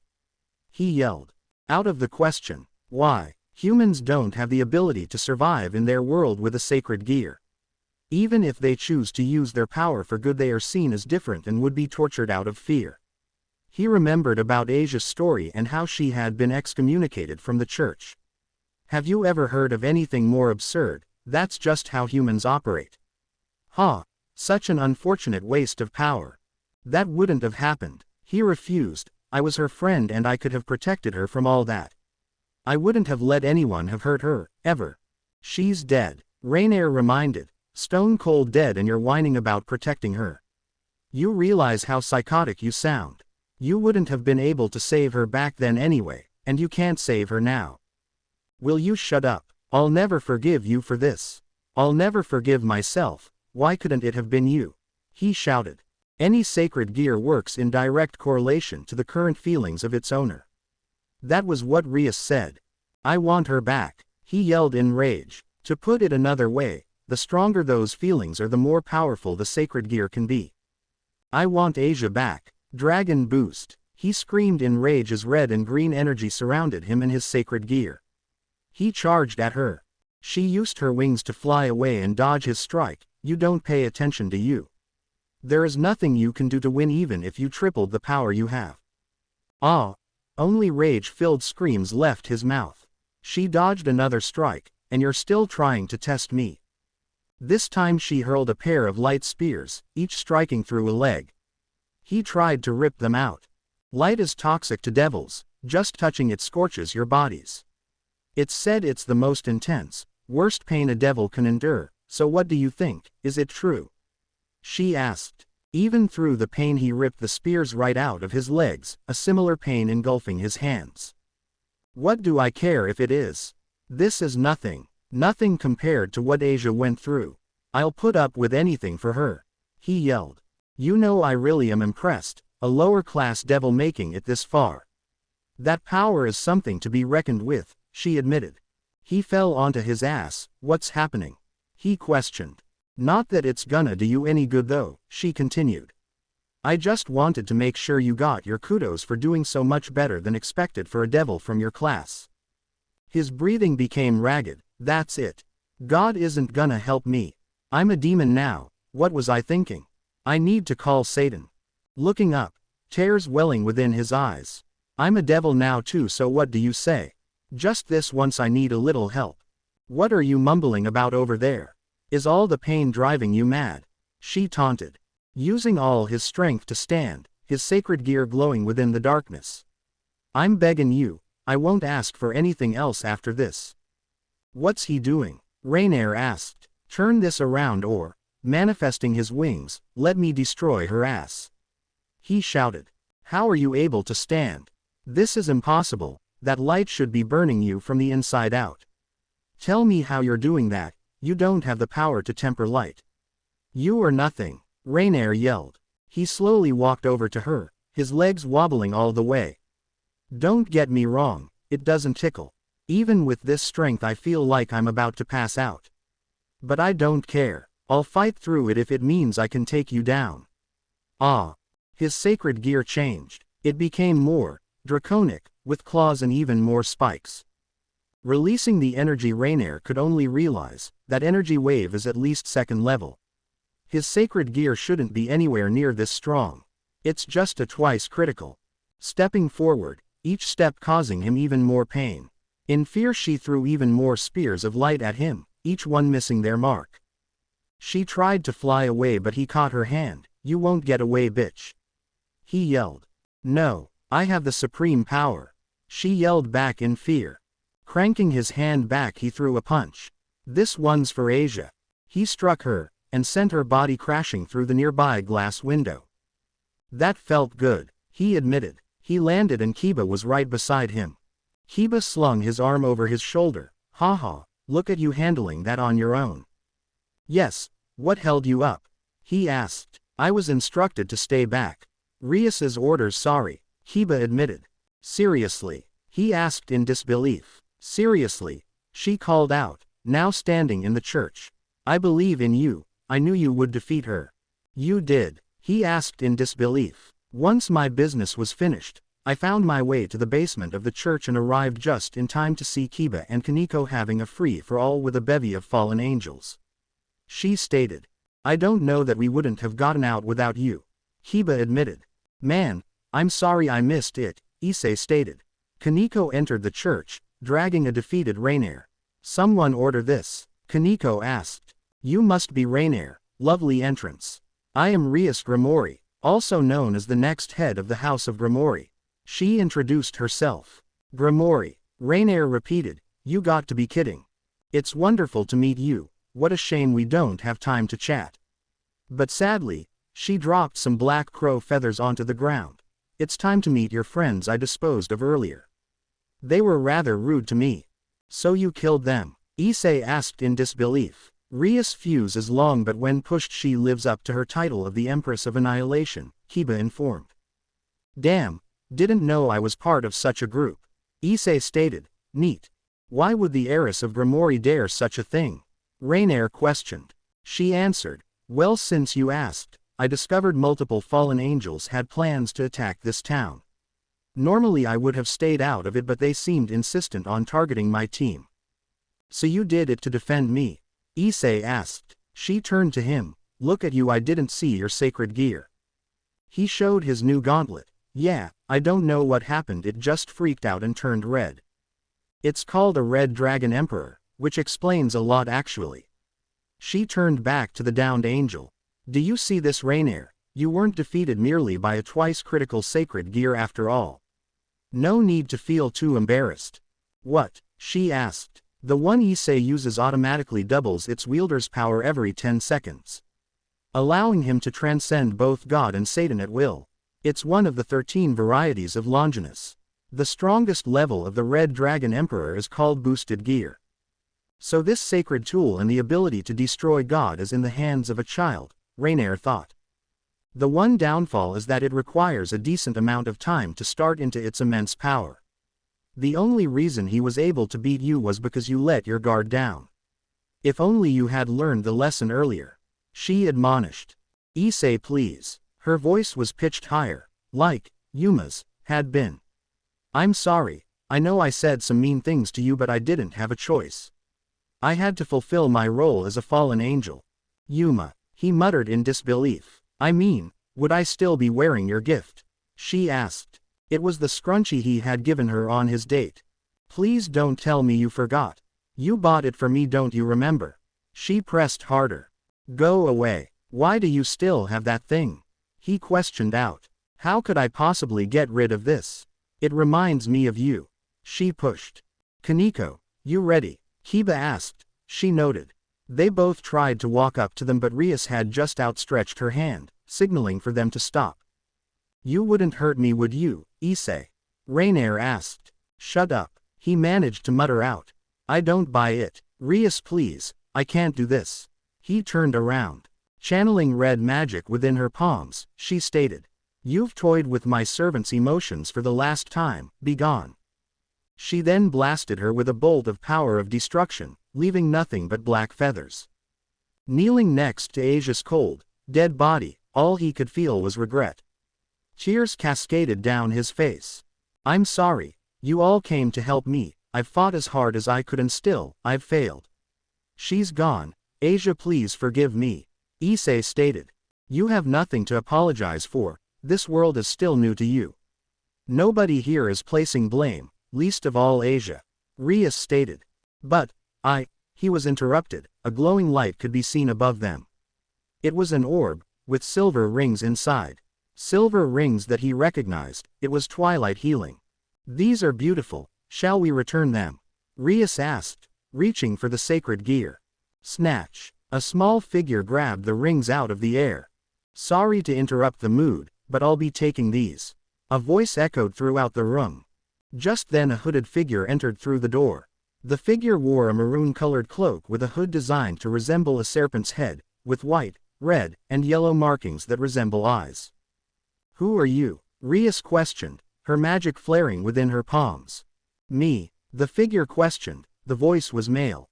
He then lifted his head up, and even though the hood still covered half his face, he had recognized him instantly.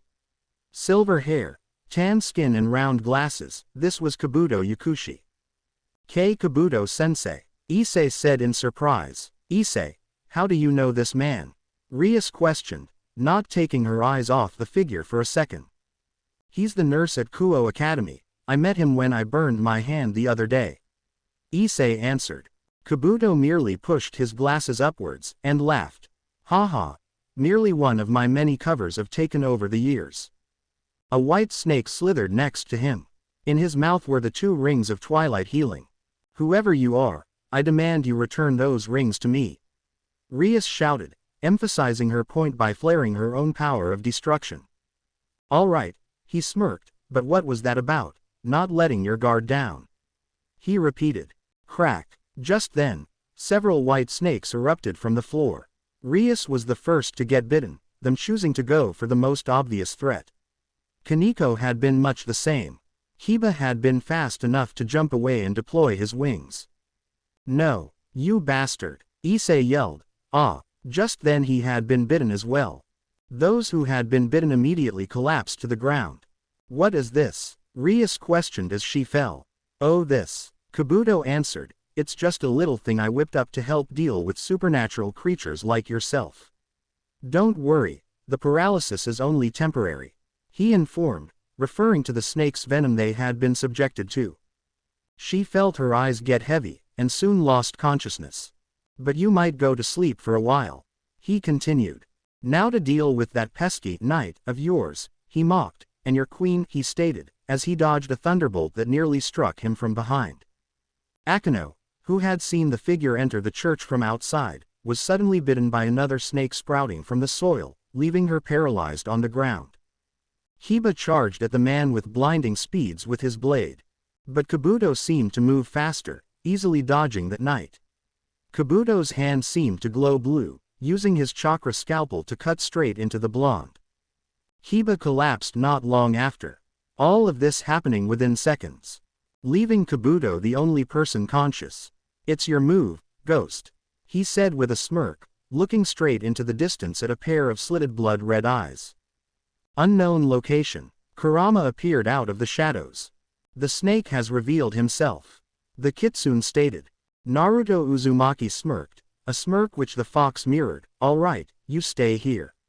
I should be able to handle this just fine on my own." The fox's grin fell. "What, why?" Naruto activated his Sharingan, its 3 tomo converging. His eyes turned black, with a red 6-pointed star in the center. With a 6-sided pentagram-like structure inside of it, with a black dot in the middle. This was his Mangekyo Sharingan, the next level of the Sharingan bloodline. Kamui, he muttered the technique's name. It was then that his right eye spun and he was engulfed in a black spiral. Leaving the fox alone, his question unanswered. "He always does that," Kurama sighed. Blearily, she opened her blue-green eyes. She was chained up, attached to the same crucifix that Ossia Argento suffered upon minutes before. The rest of her peerage tied up next to her on the floor. With snakes that constricted them acted as rope to time them up.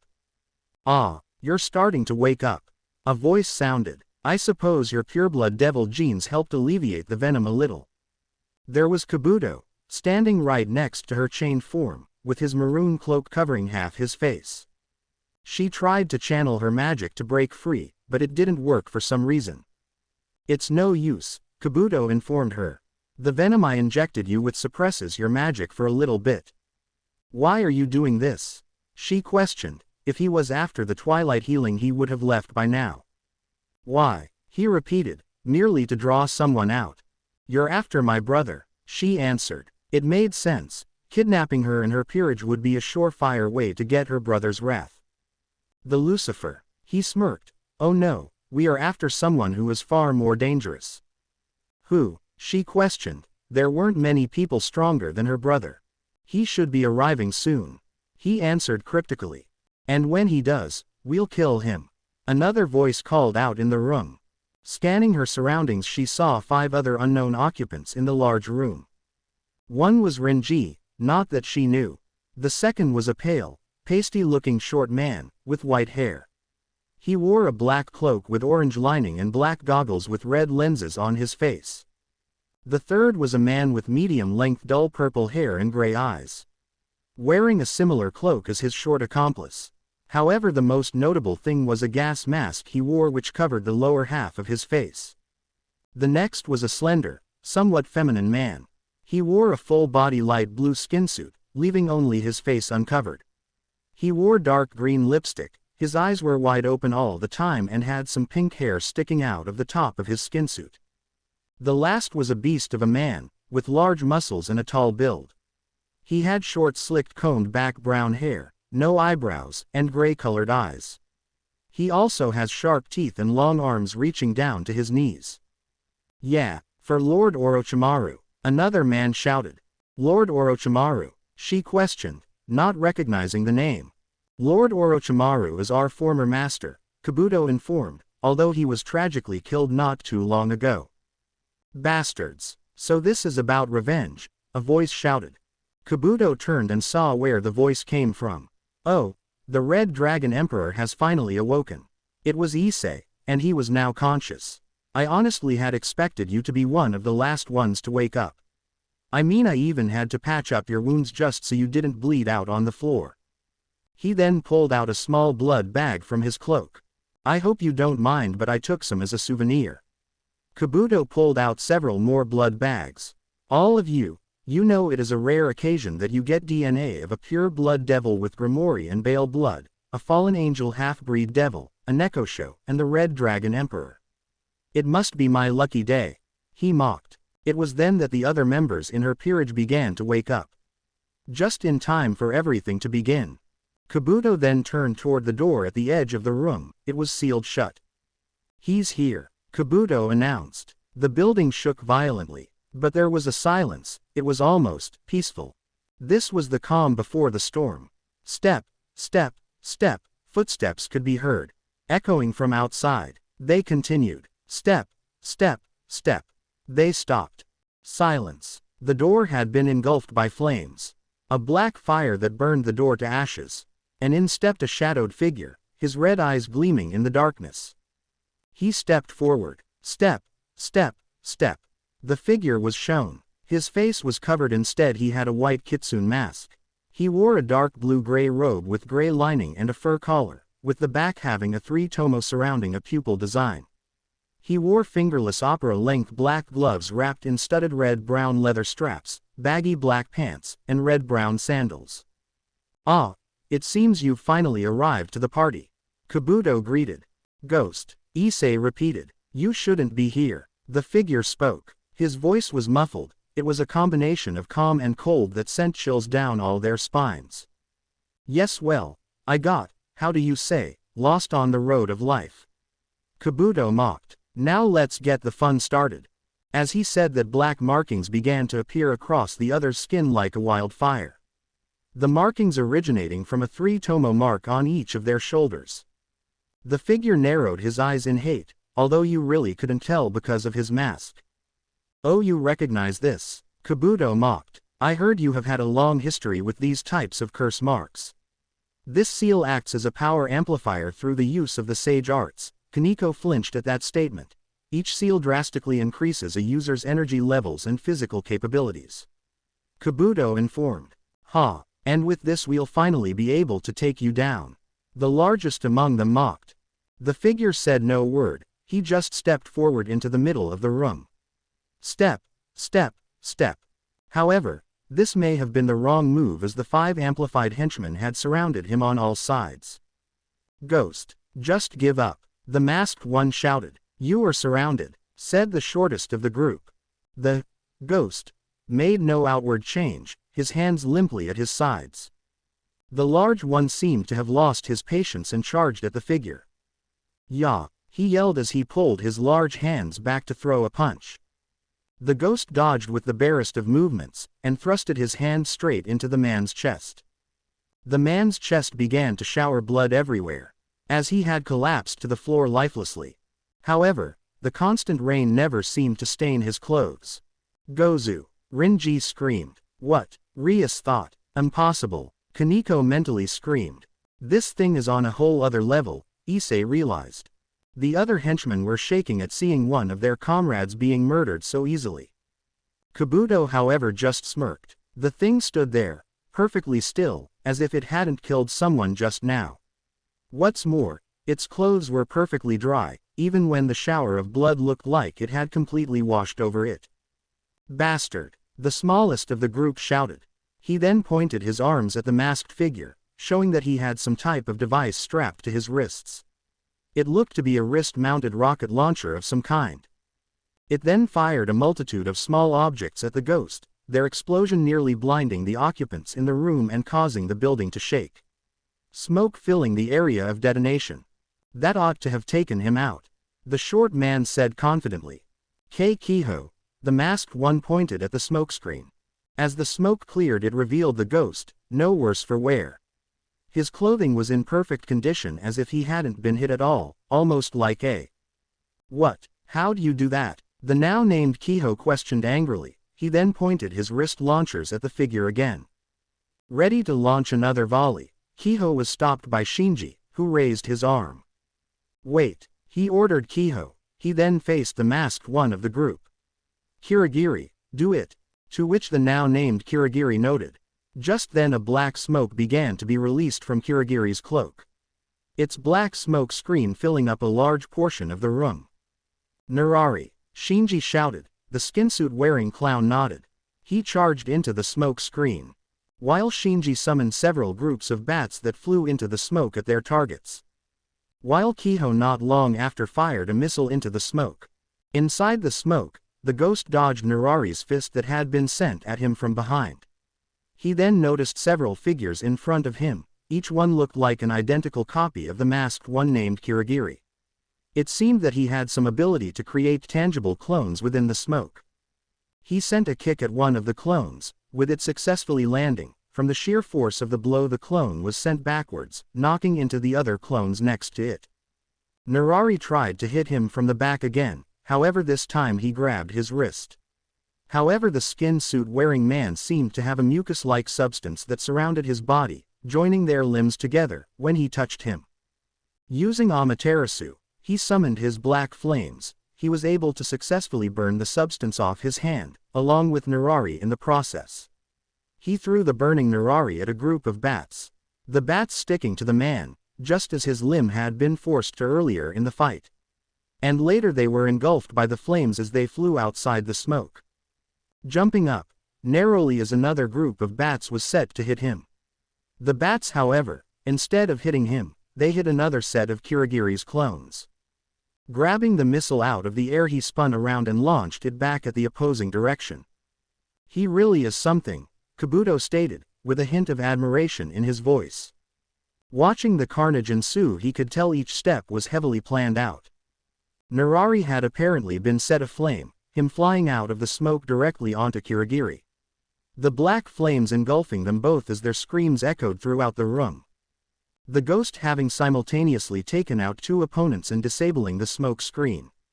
Without Kirigiri to maintain the technique it started to dissipate. A missile came flying out of the smoke. The explosion catching both Renji and Kiho within the edge of the blast radius. The smoke dissipated, the masked figure was standing still. No scuffs on his clothing and no worse for wear. Fast, Kaneko thought, wondered at the display. Especially as each of them had used the cursed power of the sage arts. Who, or what is he? Rias questioned, both marveled and slightly terrified at the little display of power. Her other peerage members agreed with her thoughts. Oh him, Kabuto asked, smirking. He answered, I wouldn't want to ruin the surprise, now would I? After all, things are just now getting interesting. A swarm of bats flew straight at the figure.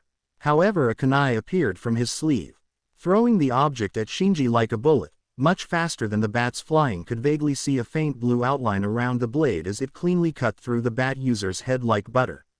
The summons disappeared without their summoner being among the living anymore. Kiho shook in fear at the display of power of the masked figure, him being on his back from the explosion earlier. He crawled backwards in fear as the masked figure stepped closer toward him. Saint, stop. I give up. Jay, just let me go. I didn't want to do this. His ramblings ended as the masked figure shoved his foot directly into Kiho's head. Him suffering a similar fate as Gozu as his blood splattered everywhere. Step, step, step. He walked toward them again.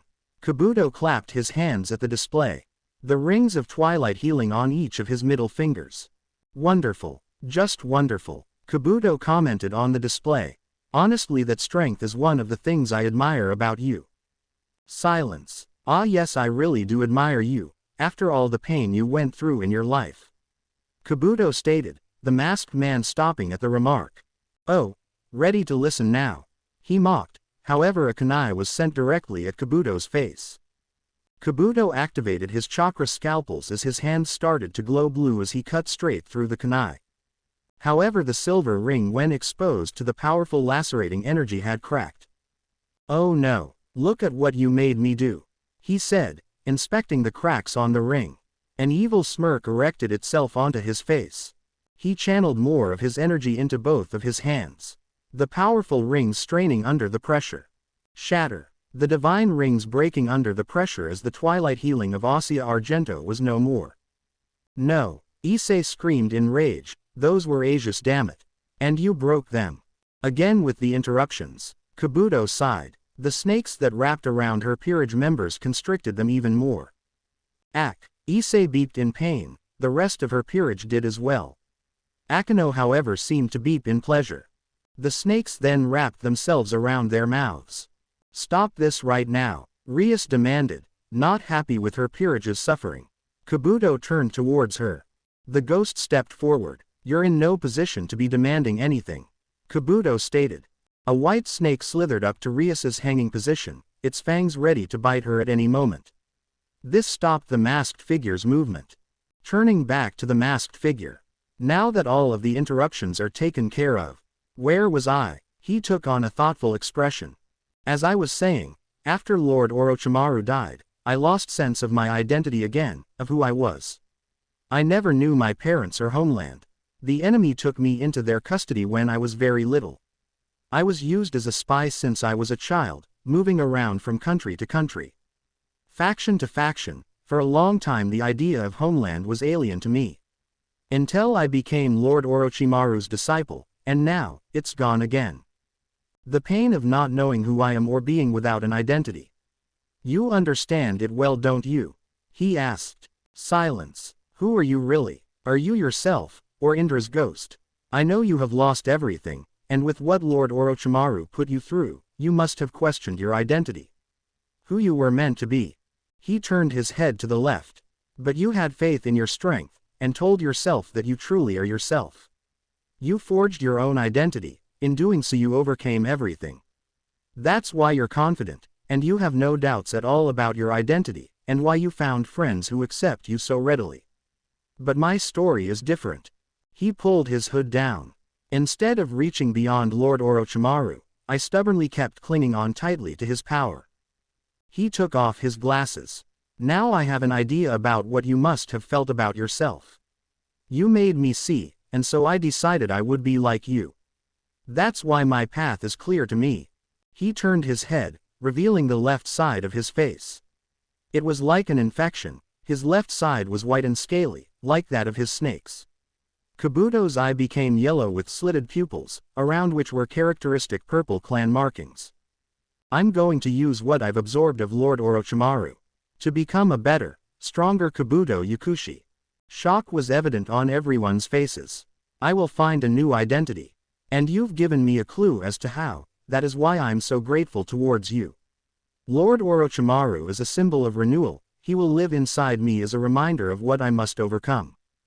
That's right. I took a part of Orochimaru's corpse after you had defeated him. And then I simply grafted that piece right onto my own body. He showed his left arm, which had a similar pale color and scale texture to it. And since then, you won't believe the life force it's given me. Every day I can feel it steadily consuming my entire body. It's amazing. It's unbelievable, I have to fight desperately, just to avoid being completely subsumed by it. Every day I feel my will to surpass Lord Orochimaru reaffirmed to me. He shouted. You are a fool. The masked figure spoke. Kabuto sighed as he put back on his glasses. Maybe, but if you want to improve, be content to be thought foolish and stupid. He bit his thumb. He then raised his hand in front of him. But, even so, I'm not foolish enough to face you just yet. Kabuto shouted, as he lowered his hand. The ghost rushed toward his direction as he shouted, summoning Justsu. The church was completely destroyed, in its wake was a giant three-headed snake. Kabuto was nowhere to be seen. Off to the side of the wreckage, a black spiral appeared out of thin air. Out stepped the masked figure that had been in the church seconds before. Observing his surroundings, he spotted the giant snake. Holding out his hand, his right eye spun, a black swirling orb seemed to materialize within his palm. Its black orb seemed to grow larger, gaining 4 white curved blades on each of its sides. He pulled his hand back, and threw the large mass of magic. Inferno style. Rasenshuriken, he thought. The technique flying at its target like a bullet. It striking the snake and released a large explosion of the black flames of Amaterasu. Its 3 heads screamed in pain as it felt flames that burned at the same temperature as the surface of the sun. It collapsed to the ground not long after, dead. The masked figure staring at its lifeless form. His left eye spun, a black spiral appeared out of it. However, instead of beeping the figure in, it released the occupants from its pocket dimension. Throwing the now freed Rias, Akeno, Kaneko, Issei, and Kiba. OWWW. Issei groaned from the rough landing. Where are we? He asked. Issei surveyed his surroundings, seeing the masked figure walking away from them all, his back turned. Where's Asia? He asked worriedly, not seeing the dead body of his friend. He heard footsteps in front of him and saw the masked figure holding her cold, dead body bridal style. Her body had severe burns and she was covered in dust, but he had recognized her instantly. It was then that Asia's death hit him. Asia, Issei cried, clutching onto her crisp body. The masked figure didn't say a word, turning as he walked off. Wait, Rias called. The masked figure stopped and turned his head, showing his blood-red eyes with 3 tomo. Who are you? She asked. He didn't answer, he only turned and walked forward as he disappeared within a black spiral. 1 week later, Ria Tan. Her brother's voice rang throughout the orc building. I was so worried when I found out what happened. Why didn't you tell me? Her brother questioned. Sirzex is a handsome man who seems to be in his early 20s. He has shoulder-length crimson hair and blue eyes, which he inherited from her father Zeoticus, similar to her own. He wore an expensive-looking black suit with gold lining, matching pants, a white shirt and red tie. Honestly, he very much looked like a male version of herself. Sirzex Onasama, I'm fine and there is no need to worry. She reassured. Sirzex frowned. Yeah, I know, but you were kidnapped. And if you didn't save yourself you could have been hurt badly. That had been the story she had told Sona. That she and her peerage had been ambushed and briefly taken hostage.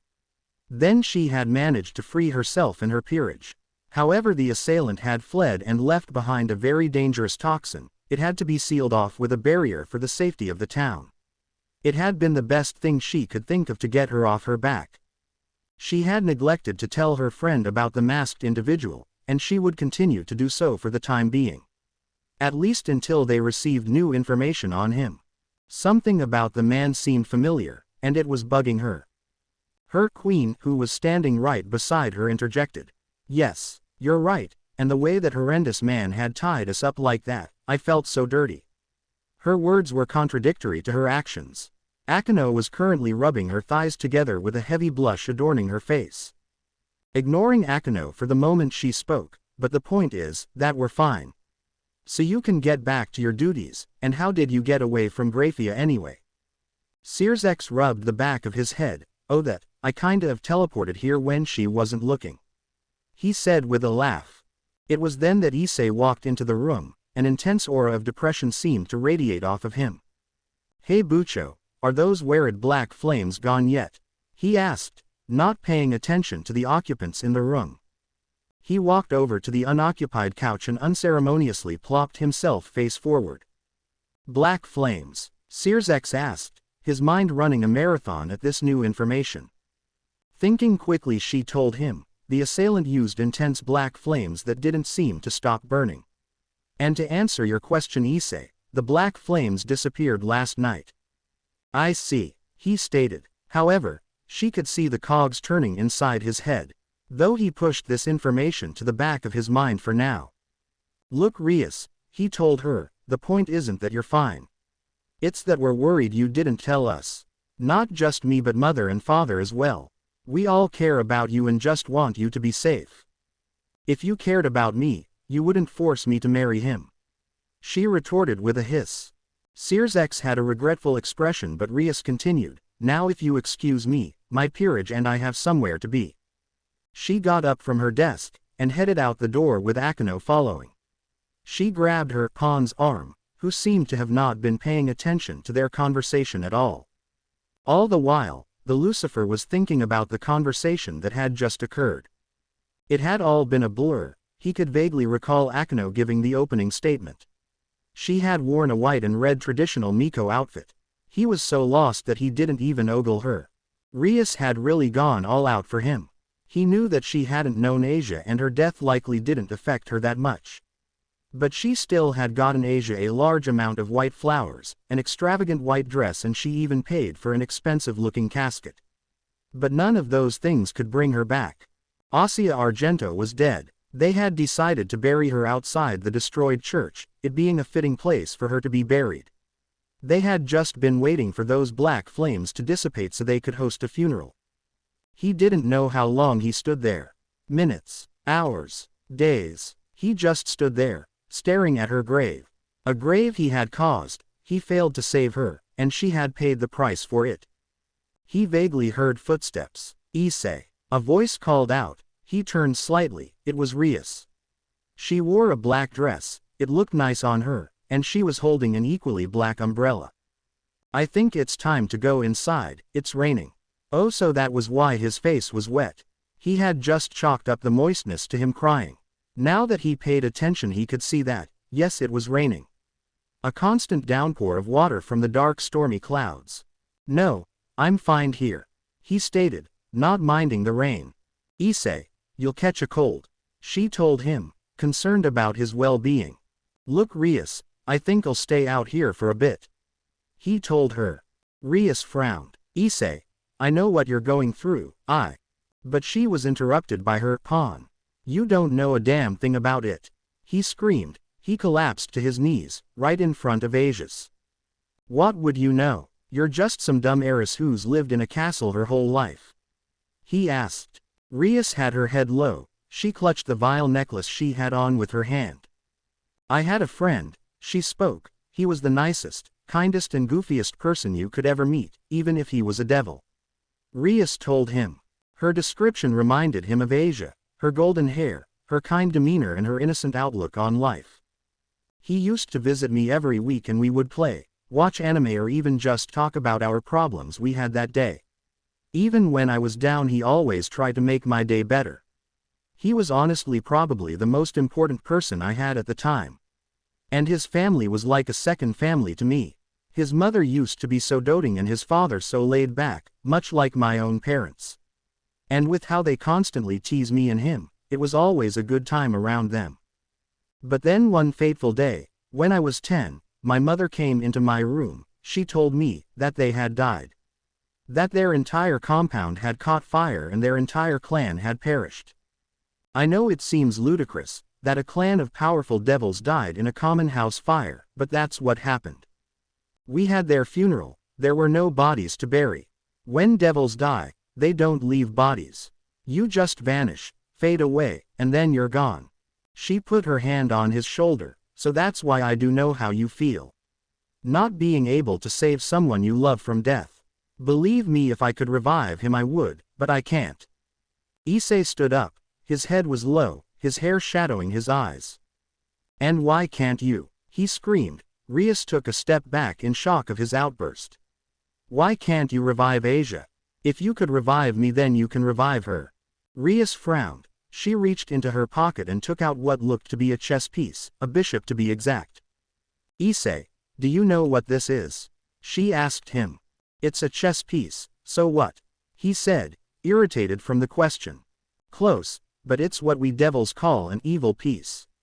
This piece has the ability to convert living creatures into half-devils," she informed. "Of course there are exceptions, one of those being, if a body is too damaged, the revival will not prove successful." Issei's mind was at work, one of the rare occasions it wasn't used to think about bodies. So, his hand was clenched. If we hadn't been attacked, Asia would be here right now. Rias, noticing her pawn's hostility, tried to calm him down. "Issei, she was a holy maiden, she's in heaven. She is happy in the eternal paradise. The life of a devil isn't for everyone. She was a nun, her sacred gear was destroyed. She wouldn't have been able to make it as a devil." She handed him the umbrella she had in her hands, not caring that she was being rained on, and she walked away. All the while, Issei was shaking in rage. Flashback 9 years ago. It had been a year since he had gotten his familiar with Rias. Currently he was on his way to the Phoenix mansion. The Phoenix were throwing some type of party and he was forced to go by his parents. Lo and behold, their house just as grand as the other houses he had been to. Don't get him wrong, he too had a large house, but he always found the need for them to be non-existent. He just didn't see the point in showing strength through the wealth you had.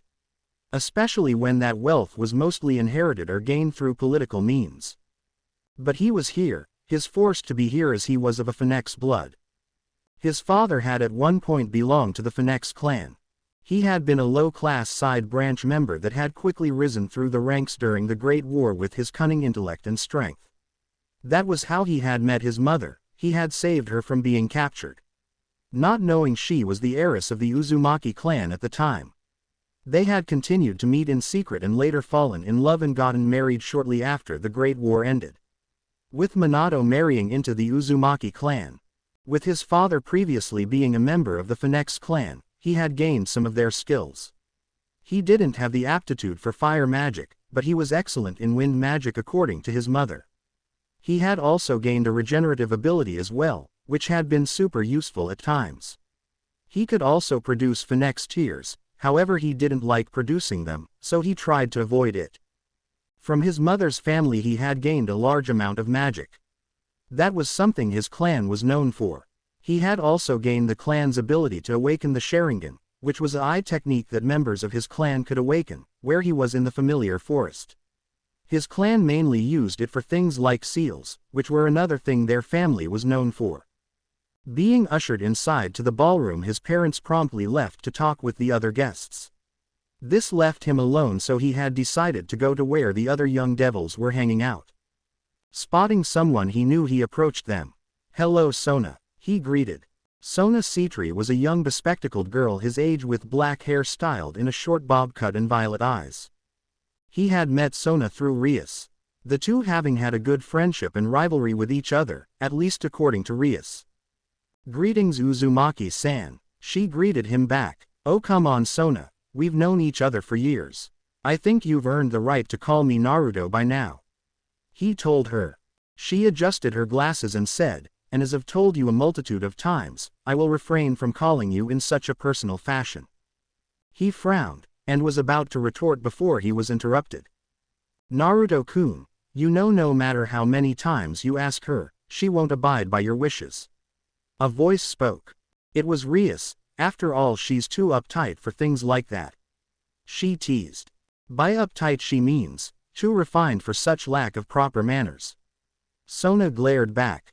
An arm hooked around his shoulder, he smiled because he knew who it belonged to. It was a handsome young man with black hair and violet eyes. He is very tall and has a muscular build due to the extreme training he has done. This was Rias's cousin, Saraord Bale. He had met him shortly after word got out that he killed a demon boar. He was a pretty cool guy once you looked past the constant training he put himself through. "Oh come on Sona, learn to be less uptight sometimes," Saraord told her. "I believe I am acting appropriately to our current setting," she retorted, gesturing that they were currently at a ball. Perhaps a battle maniac like you might stand to learn to be more uptight in the future. Sarahorg laughed. It was a pretty well-known thing that he was known as a battle maniac among the others. Speaking of battles, he spoke, turning to himself.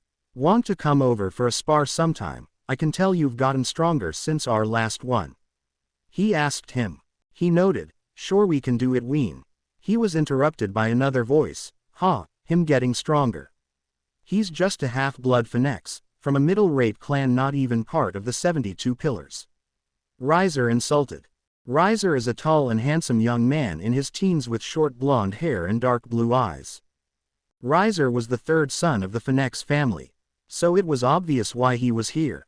He and the others had never liked him for his arrogant attitude and generally playboy wannabe attributes. Riser had an idealism that since he was a high-class Phoenix with immense regenerative abilities that made him invincible. In accordance with this philosophy, Riser had always tried to put him down on account of his father originally being a low-class Phoenix. Him being worse as he, despite being a high-class devil, as only a half-blooded Phoenix. Hello Riser, it's certainly distinctive that you are here right now. He greeted, holding back what he wanted to say. His mother wouldn't be pleased if he got into a fight, at least when he starts it. As it should. Riser has honored you all with his glorious presence. He agreed, not taking the hint that it may not have been a compliment. Don't you have any more women somewhere else to ogle at?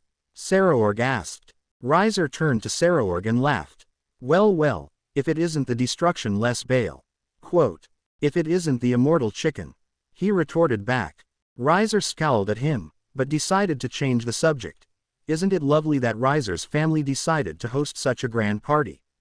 Riser knows you must be delighted, seeing as how you rarely get to attend things like these. With you being denounced as heir and all. Sarahorg stepped forward. Not as lovely as when I'll smash your face in. Riser would like to see you try, you faulty Bale, Riser goaded back. Rias stepped in to try to quell the impending argument. Boys, why don't we calm down for a little while? We wouldn't want to cause such a scene right now. You are absolutely right, Riser agreed. You have always been a smart one. Riser can tell you will grow up to become a beautiful woman. He went to grab her hand. She tried to pull away, but he forced it back as he leant down to touch it. He grit his teeth. He could tell that Riser was making Rias uncomfortable. Hey Riser, why don't you go and get Rias some wine? I can tell she's rather parched. He asked. Surprisingly, he had complied. He guessed Riser was trying to act chivalrous. Rias gave him a grateful look. She didn't like Riser that much. He offered her his hand. Why don't we get out of here before Riser comes back? He asked. She took a moment to think. She then took his hand and agreed to Naruto's proposal. As they left, Sarahorg had one thing on his mind. They have totally forgotten we were here, haven't they? Pretty much, Sona stated. Want to get some wine? He asked. She shrugged. What is this place? Rias asked. Naruto had just taken her hand and teleported her somewhere whenever others weren't looking. This is one of the safe houses that my family has in place in case anything happens. It's just outside of a small town in the underworld named Konoha, backwater territory. So nobody really knows about this place, so nobody will know we're here. He told her. Come to think of it, this one was the place I was born. He said in thought. That piqued her interest, really. Yeah, this place is great. It's got a bunch of things, like 10 bedrooms, a living room, a library, a training area and a bunch of other cool things. Come on, let me give you a tour. He told her. Naruto spent the next hour or so showing her around the estate. It was very large. Although the experience was fun, much funnier than the ball would have been. And over here is WH, as he turned the corner he was face to face with something, his mother. His very pissed off mother. Naruto, what did I say about sneaking out of the parties we bring you to? She asked. To not get caught. He replied. Yes, she replied. Smack. He was promptly hit on the head. He guessed he might have gotten caught sneaking out. Ow, he whined as he rubbed his wound. What are you even doing here? His mother asked. Well, he scratched his cheek. Rias was getting uncomfortable at the party, so I kinda took her here. he said. Kushina took this moment to think. Rias, can I speak with you for a second, alone? She asked, adding the last part as an afterthought. Said girl was shrinking at the scary woman's gaze, but she nodded in affirmation. Kushina took Rias into the other room, while Naruto wondered if he was going to get punished or not. Somewhere outside of Konoha. Present, 1 week later. So that's what happened, he said, after he retold recent events, seemingly to no one. He was in his Naruto Namikaze look, so black hair and pale skin, with orange pants and sandals. He wore a black uniform jacket with an orange zipper and buttons on the waist and sleeves. Upon further inspection it could been said that he was talking to a slab of rock, a headstone. Things have been different without you around, he told the grave. I know you're probably rolling in your grave right now, you always taught me to stay true to myself. I can't help but think about what Kabuto said. He was wrong. He looked up, gazing at the sky. Everyone has something that defines them as a person, that makes them who they are. It makes them, them. But that thing that defines themselves on who they are, it isn't there for me. Ever since I saw them, I can't help but feel like I'm changing. That the thing that made me, doesn't exist anymore, that it never has. When I was a kid, things were so simple. After I lost my parents, you were there to guide me. You were there to teach me how to fight, to guide me when I felt lost. You were like a grandfather to me. But now you're gone. Master, you were always so good at pushing me to live my life how I want to. Truth is, you should have pushed a little harder, he told the grave. You know, I still have nightmares about him. What I could have done better, how I could have done something different. And the dreams aren't just about him, but everyone else too. What happens when I'm not there to protect them? I can't go through that again. Never again. He ran his hand through his hair. I still hate him, and not just Orochimaru, but the rest of them too. And I've tried so hard to forgive them, to move on with my life. But every time I think of them I still feel a burning hatred within my core. Believe me, I've tried, from meditation with sensei to even getting help from an angel. He chuckled slightly. I know it's a bit ironic, but it's true. An angel helping a devil, what's worse is that devil is me, but it's true. But I still feel this intense hatred for them. I can't help but feel that something is coming.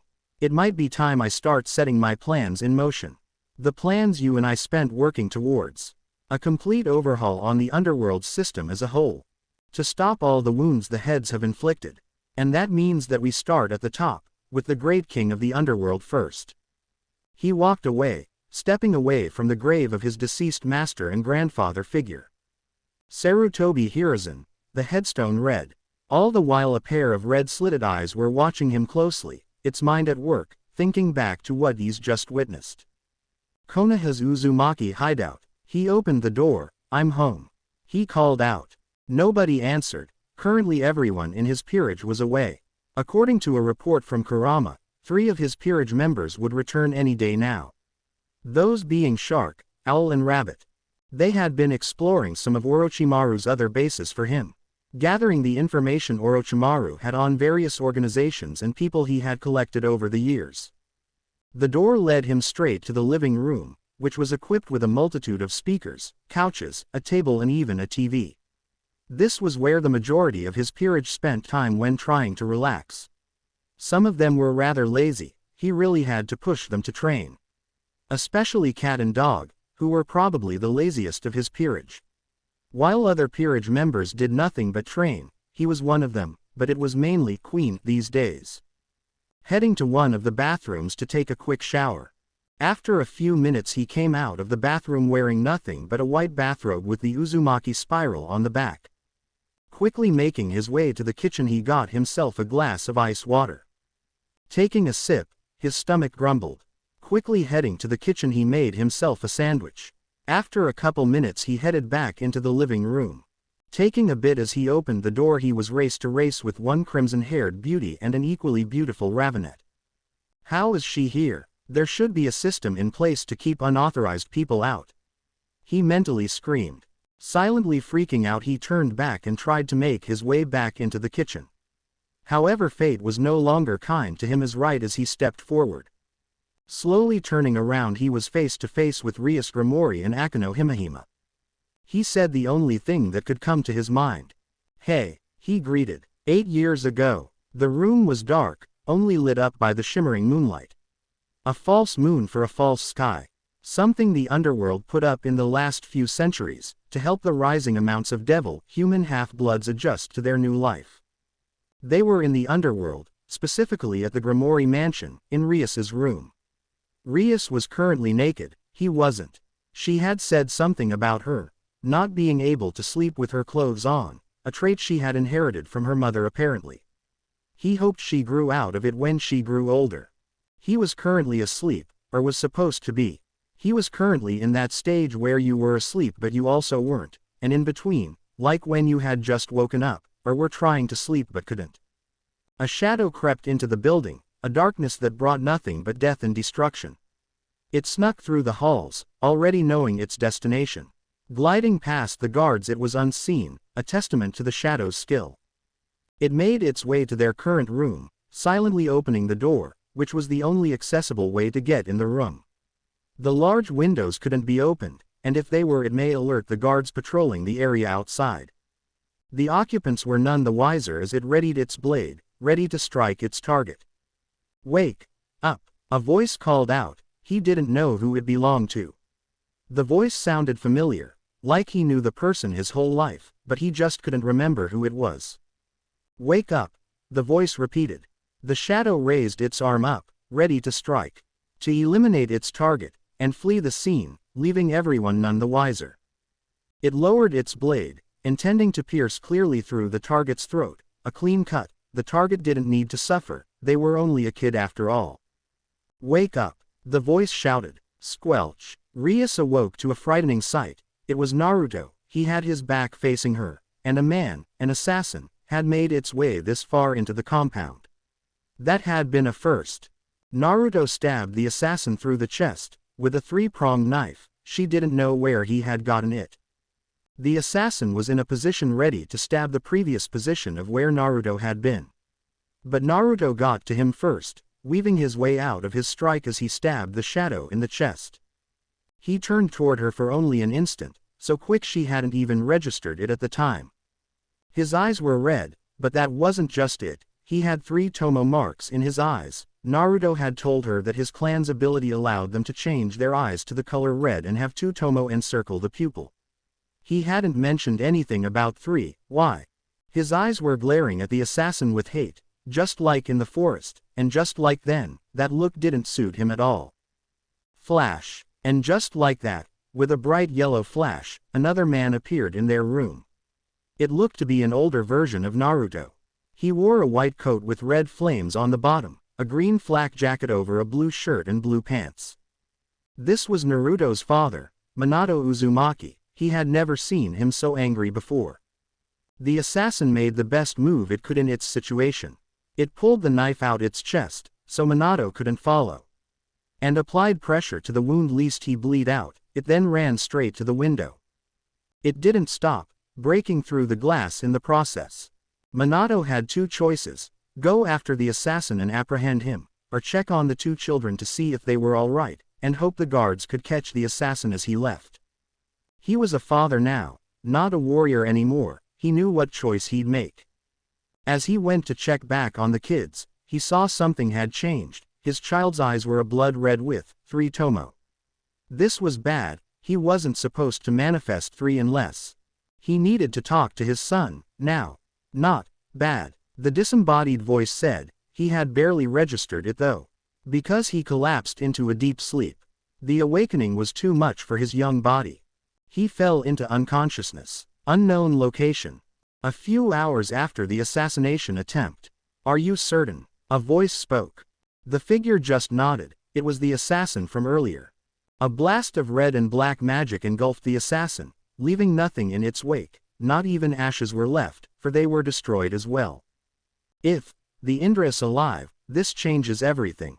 The figure spoke, actually worried. He then took out a small paper. It was a business card of some kind, with a summoning circle. On the back of the card was a red cloud. Present day. Few hours ago. Rias awoke in the middle of the night, frantic about something. She had just had a dream about that fateful night so long ago. It happened about a month before the Uzumaki clan had all perished. She had repressed the memory, not wanting to remember it, but with recent events she had guessed they had resurfaced. And if they were true, it changed everything. A few hours later, Rias was at her desk in the Orc building, staring attentively at books. She had her glasses on which, being a devil, did nothing to improve her eyesight. She said they helped her focuses. But she suspected Rias just liked them. That was the scene that Akeno Himehime walked in on. Upon further examination, the books were about devils, specifically a devil clan. An Uzumaki clan. She hadn't recalled hearing about a clan with that name before. She knew that the clan wasn't a part of the 72 pillars. Were they an extra clan? Their clan symbol seemed to be a red spiral. It was easy enough to remember. 2, 2, 2. Rias muttered to herself as she kept flipping the pages of a book. It seems her king had been so focused on her reading that she didn't see her enter the room. She pushed the book onto the table and sighed. It was so unlike her usual attitude. Rias, she called out, getting her king. Oh, Akeno, I didn't see you there, she said, finally noticing her queen. Akeno approached her desk. I could tell, you were so focused. What were you reading? Upon further observation, she saw the picture of an eye, with a blood-red iris, a small black pupil and 2 tomo surrounding the pupil. It's about the ghost, she stated. And what about him? She asked with a frown, remembering that particular incident wasn't pleasant. Hiba had not stopped training. Kaneko had been in her own little world. Those people reminded her of her sister, with them using the sage arts. Issei had been the worst. They had tried to drag him off to train, but he had quickly given up. After Asia had died, he hadn't been the same. It was unsettling, but she didn't blame him. She too had lost someone important to her in her life. Rias pointed to the book, at the eye with 2 tomo encircling a black pupil. Do you recognize this? She asked. Akeno hummed in thought. I can't say I have. She told her. It was true, she hadn't seen anything like this. Rias then pulled out another piece of paper, this time with a sketch on it. What about this? Rias asked, as she handed her the paper. It was a similar design to the last picture, only instead of 2 tomo encircling the pupil, it was 3. It did look familiar. She racked her brain trying to come up with an answer, and then it hit her. Those were the ghost's eyes, she stated. Rias nods. This is the Sharingan, an eye technique unique to those of the Uzumaki clan's bloodline, she said, pointing at the book with the previous picture. A dojutsu that allows the user to have increased perception, so much so that you can almost predict the future. A perfect memory for memorizing attacks. And the ability to see magic and other in conjunction allows the user to replicate certain spells and techniques. She explained. It sounds like a deadly ability, Akeno stated. Rias noted. Yes, it does. Do you think this ghost is part of this Uzumaki clan? Akeno asked, noticing where this was going. Rias shook her head. Sadly, the Uzumaki clan all died out 8 years ago. Besides, as far as I can tell, all these book mentioned as a Sharingan with 2 tomo. As far as I know, only one person I know had a Sharingan with 3 tomo. Rias said sadly. Who? Akeno asked. That single question caused a wave of sadness to emanate from Rias. It was so unlike her king. She was usually so strong-willed and confident. Rias clutched her vile necklace. Akeno frowned. That necklace was one of the taboo things to talk about in their friendship. Don't get her wrong. They were like sisters, but they each had subjects they didn't want to bring up. She had her fallen angel heritage. Rias had that. This day she still didn't know the significance of the necklace. But she guessed it was pretty important to her. She seemed to have a love-hate relationship with the object. She had caught Rias trying to throw out the thing multiple times. But each time she would always go back for it. Akeno, Rias said softly, do you think there is a chance that Naruto Uzumaki is alive? Who? Flashback 9 years ago. Rias, can I speak with you for a second, alone? Kushina asked, adding the last part as an afterthought. Said girl was shrinking at the scary woman's gaze, but she nodded in affirmation. Kushina took Rias into the other room, and as they left, Naruto was wondering if he was going to get punished or not. Lady Uzumaki, Rias asked. Kushina was just dragging her through the hideout. She didn't know where the older lady was leading her. Come now Rias, I thought I told you to call me Aunt Kushina, or would you rather call me Ka-san? She asked slightly teasingly. Rias was red in the face at what Naruto's mother was implying.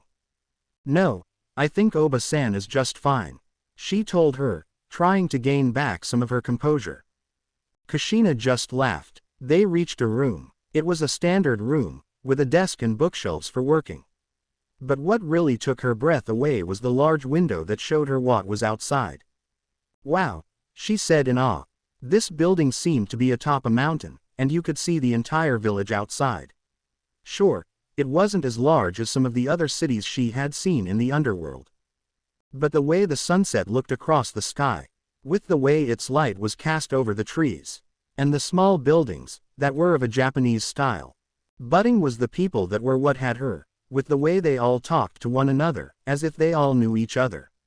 Like they were one big family. It was peaceful.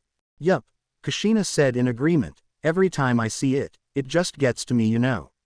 But that's not what I brought you here for, she told her. What did you bring me here for? Rias asked. Take a look around, she told her. Around the room, there were a large amount of kanji on the walls. She walked up to them, touching one with her finger. What are these? She asked. They're seals, Kushina answered. She took her finger off. A specialty of the Uzumaki clan. They're used to do all sorts of things, like for example, security for the whole building. Looking at them, they looked complicated. She didn't understand any of them. How do you know what they all mean? Rias asked. Well, we practice, she told her, but between you and me, it helps to have these. Kushina said, gesturing to her eyes. They were a blood red, with two tomo, just like Naruto's had been.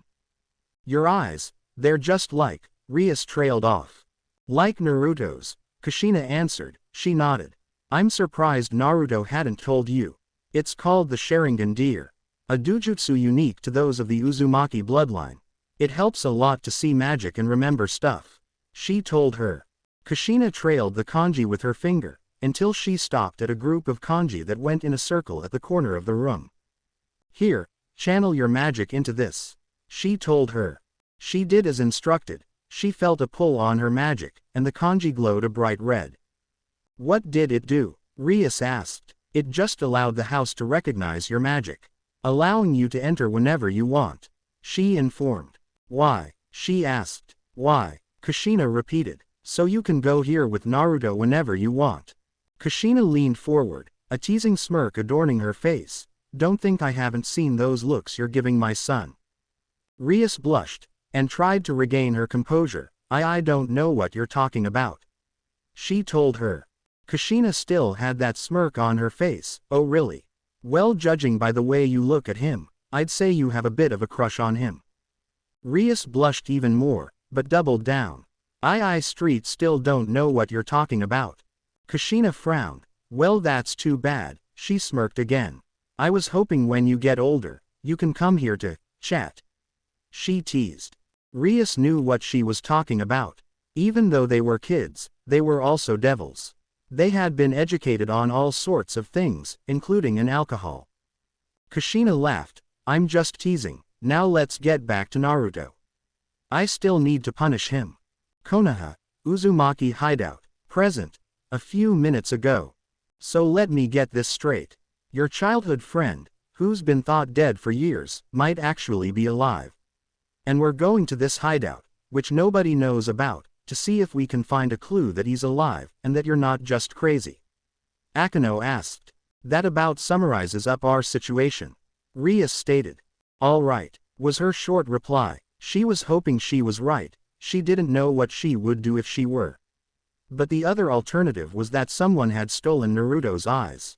She vaguely recalled one of Naruto's bodyguards who only had a single Sharingan eye. Apparently he had gained it through some type of eye transplant. But that thought made her blood boil. Just the thought that someone had stolen Naruto's eyes, and were using them for whatever means they want, it bothered her, a lot. There it is, she said in remembrance. It was the same building, the same hilltop, overlooking the same village she had seen when Naruto took her here all those years ago. She hadn't gotten a good look at it before, but seeing it now, it was all so beautiful. She felt a bit of the emotions overtook her. That's why she brought Akeno, for emotional support. It wouldn't do for these old emotions to overtake her at the moment, not when she was so. Rushing up to the door, she put her hand out, and channeled some magic into the door. It was silent. Wow, she sighed in nostalgia. The door led her straight to the living room, which was equipped with a multitude of speakers, couches, a table and even a TV. I remember that, she stated. In front of her was a coat, on a mannequin. A coat she had seen Naruto's father wear on that fateful night they had almost been assassinated. A white short-sleeved haori with red flames at the bottom. Searching the room she spotted something. A glass of water. Akeno, come here and look at this. She called out. What is it? What did you find? She asked a little bit too fast. Akeno was now wearing Minato's haori. She ignored it for now. Look, she told her, this glass has ice cubes in it. Yes, that's what happens when water gets cold. Akeno teased. A figure could be seen entering the room behind them. Know what I'm saying is, the figure behind them was Naruto, in his bathrobe. Don't you think it's a little odd that the ice hasn't melted yet? Naruto was behind them, freaking out. One of life's great mysteries. Akeno told her. Naruto turned, and was about to walk away when, creak. Slowly, turning around, Rias and Akeno were face to face with a bathrobe-clad blonde, with spiky hair, blue eyes and whisker marks. Hey, he greeted. Ah, they screamed. Present. But you're dead. Rias spoke in shock. Are you a ghost? Akeno asked, grabbing his jaw as she moved it around in her hand. Naruto, she called out, not believing this to be true. Hey Tomato-chan, he greeted through Akeno's movements. He swatted her hand away. There had better be a really good explanation through this. Rias yelled out through gritted teeth. Naruto thought about it, pausing to come up with the right words to say. Look Rias, he sighed. I know you deserve a good explanation for everything, but I can't just give you one right now. I'm sorry, he apologized. Rias's head was low, her hair shadowed her eyes. That's it, she yelled. Her eyes were red. After 8 years. 8 long. All you have to say is, I am sorry. She shouted. She blasted her power of destruction at him. He dodged, the blast destroying the door and wall behind him. My door, he called out. She blasted him again, destroying more of the wall and a television set. And again as he dodged strike after, Akeno even joined in, shooting lightning of her own. Each shot seemed to miss him and do more damage to the room. She got tired, until she just walked up to him and punched him in the face. It didn't seem to do any damage, but she didn't care. Again and again, blow after blow she kept hitting him, all her pain over the years mixed into every punch. Until she finally collapsed from her emotions, right onto his chest. I thought you were dead. She cried out softly. He felt a wetness in his chest. Rias. He clutched her. His heart broke. Being away for so long took a toll on him. For a moment, they were in each other's embrace, just like it had been, so long ago. It wasn't to last. He pushed her away. He steeled his heart. He knew why he had stayed away from her. To protect her. He didn't know if he was strong enough to protect her now. When he had failed so many times protecting others. Rias, I can't do this. He told her. The look of hurt and betrayal she gave him. It was like a blow to his chest, right to his heart, but he continued on. The boy you knew, the boy who gave you that necklace. He died, so long ago. He spoke. But, Rias tried to interject, but she was cut off. You deserve better than what's left. He told her. Don't tell me what I deserve. She hissed out. Rias. He hissed back, sighing he said. I want you to leave. What? She asked. Her tears were now flowing. She didn't know how she wanted this reunion to end up, but it wasn't like this. You heard me, I want you to leave. to go back to Kuo and live your life, to be happy, and forget about me. He told her. She wanted to argue, to plead with him to stay, to get an explanation out of him, but if this Naruto were just as stubborn as the old one, it was a fruitless effort. Akano was baffled at the display. This Rias didn't act like the heiress to a powerful devil clan, the smart, confident, stubborn king she had served for 7 years. This Rias was broken and hurt. And she could only stare at the person who caused this, in hate. She readied her magic, activating a magic circle, ready to fry him to dust, because he hurt her best friend, her sister in all but blood. Akano, we're leaving, Rias ordered softly, her head low, she just looked so defeated. Rias and Akano left, Akano throwing his father's coat on the ground. It hurt him, but he had to do it. He knew it was the right choice. Sometimes, the hardest choices require the strongest of wills. Kurama sighed. He had been hiding in the rafters, a place he usually slept, watching everything unfold. Everything went exactly as he expected. A testament to how well he knew his master and best friend. Naruto, you can't keep pushing people away. The fox told him, but he was too far away to hear it. Hopping down, Naruto not noticing him, he used his tail to grab something on the table. Kurama held out a couple of black cards, with a 3-tomo pattern on the back. Fine, I'll do it myself, he thought. Naruto stood there, deep in thought. He didn't know how long it had been since Rias had left. But he hadn't moved since, he was just standing at the center of the rubble. 3 people entered the house. We're home, a male's voice called out. The first was a lean-built 17-year-old man of average height. He had straight white hair with a light blue tint to it, almond-shaped purple eyes, and strange shark-like teeth. He wore a purple, sleeveless shirt with blue pants, sandals and a belt around his waist with water bottles attached to it. Additionally a mask, split down the middle with white and blue in colors, with markings that looked similar to shark-like teeth painted where the mouth was, strapped to his belt. He also wore another belt strapped to his chest which he uses to carry his weapon. Kubikiribocho, which translated to, decapitating carving knife. It was a large broadsword, as tall as a full-grown man, shaped like a butcher knife. The blade itself has 2 cutouts, a circle close to the top and a semicircular one nearer to the handle, the former of which is aptly fitting the sword's purpose of decapitation. This was Suigetsu Hazuka, his rook, code name, Shark, on account of the mask he was designated with. I told you to be quiet, Hazuka. Another voice hissed out. This time it was a female's. It was Owl, his knight, also known as Hanabi Hyuga. She was an extremely beautiful 16-year-old woman, with dark brown hair, styled in short bangs in the front reaching her chin to frame her face, while the rest of her hair she kept in a ponytail in the back, with a single strand running along her face. She wore a yellow kimono top, which did nothing to her curves, a red kimono dress and a white obi tied at the front, and brown sandals. Currently she had her porcelain mask sealed away, but hers was a white and gold owl-like design. Suigetsu surveyed the room, noticing the current occupant and the room's destruction. Naruto, what the beep happened to my TV? He shouted. Hanabi palmed her face, clearly having spent too long of a time with her water demon colleague. Naruto-sama, are you all right? His other knight asked, noticing her king was deep in thought. Much like his other female peerage member, was extremely beautiful. With her long black hair tied in a bun in the back with 2 strands framing her face, pale skin and large, dark brown eyes, and a slender frame. She wore a white and teal kimono top, with a brown obi and brown kimono dress. She had brown and teal sandals and a white cloth with sanbon needles holding up her bun. She had a porcelain mask that only covered the top half of her face, that was different from the others' masks. Hers had 2 rabbit-like ears that poked out the top, with real markings around the eyes. Haku Yuki, his other knight, and code name, Rabbit. Her voice seemed to break her master out of his thoughts.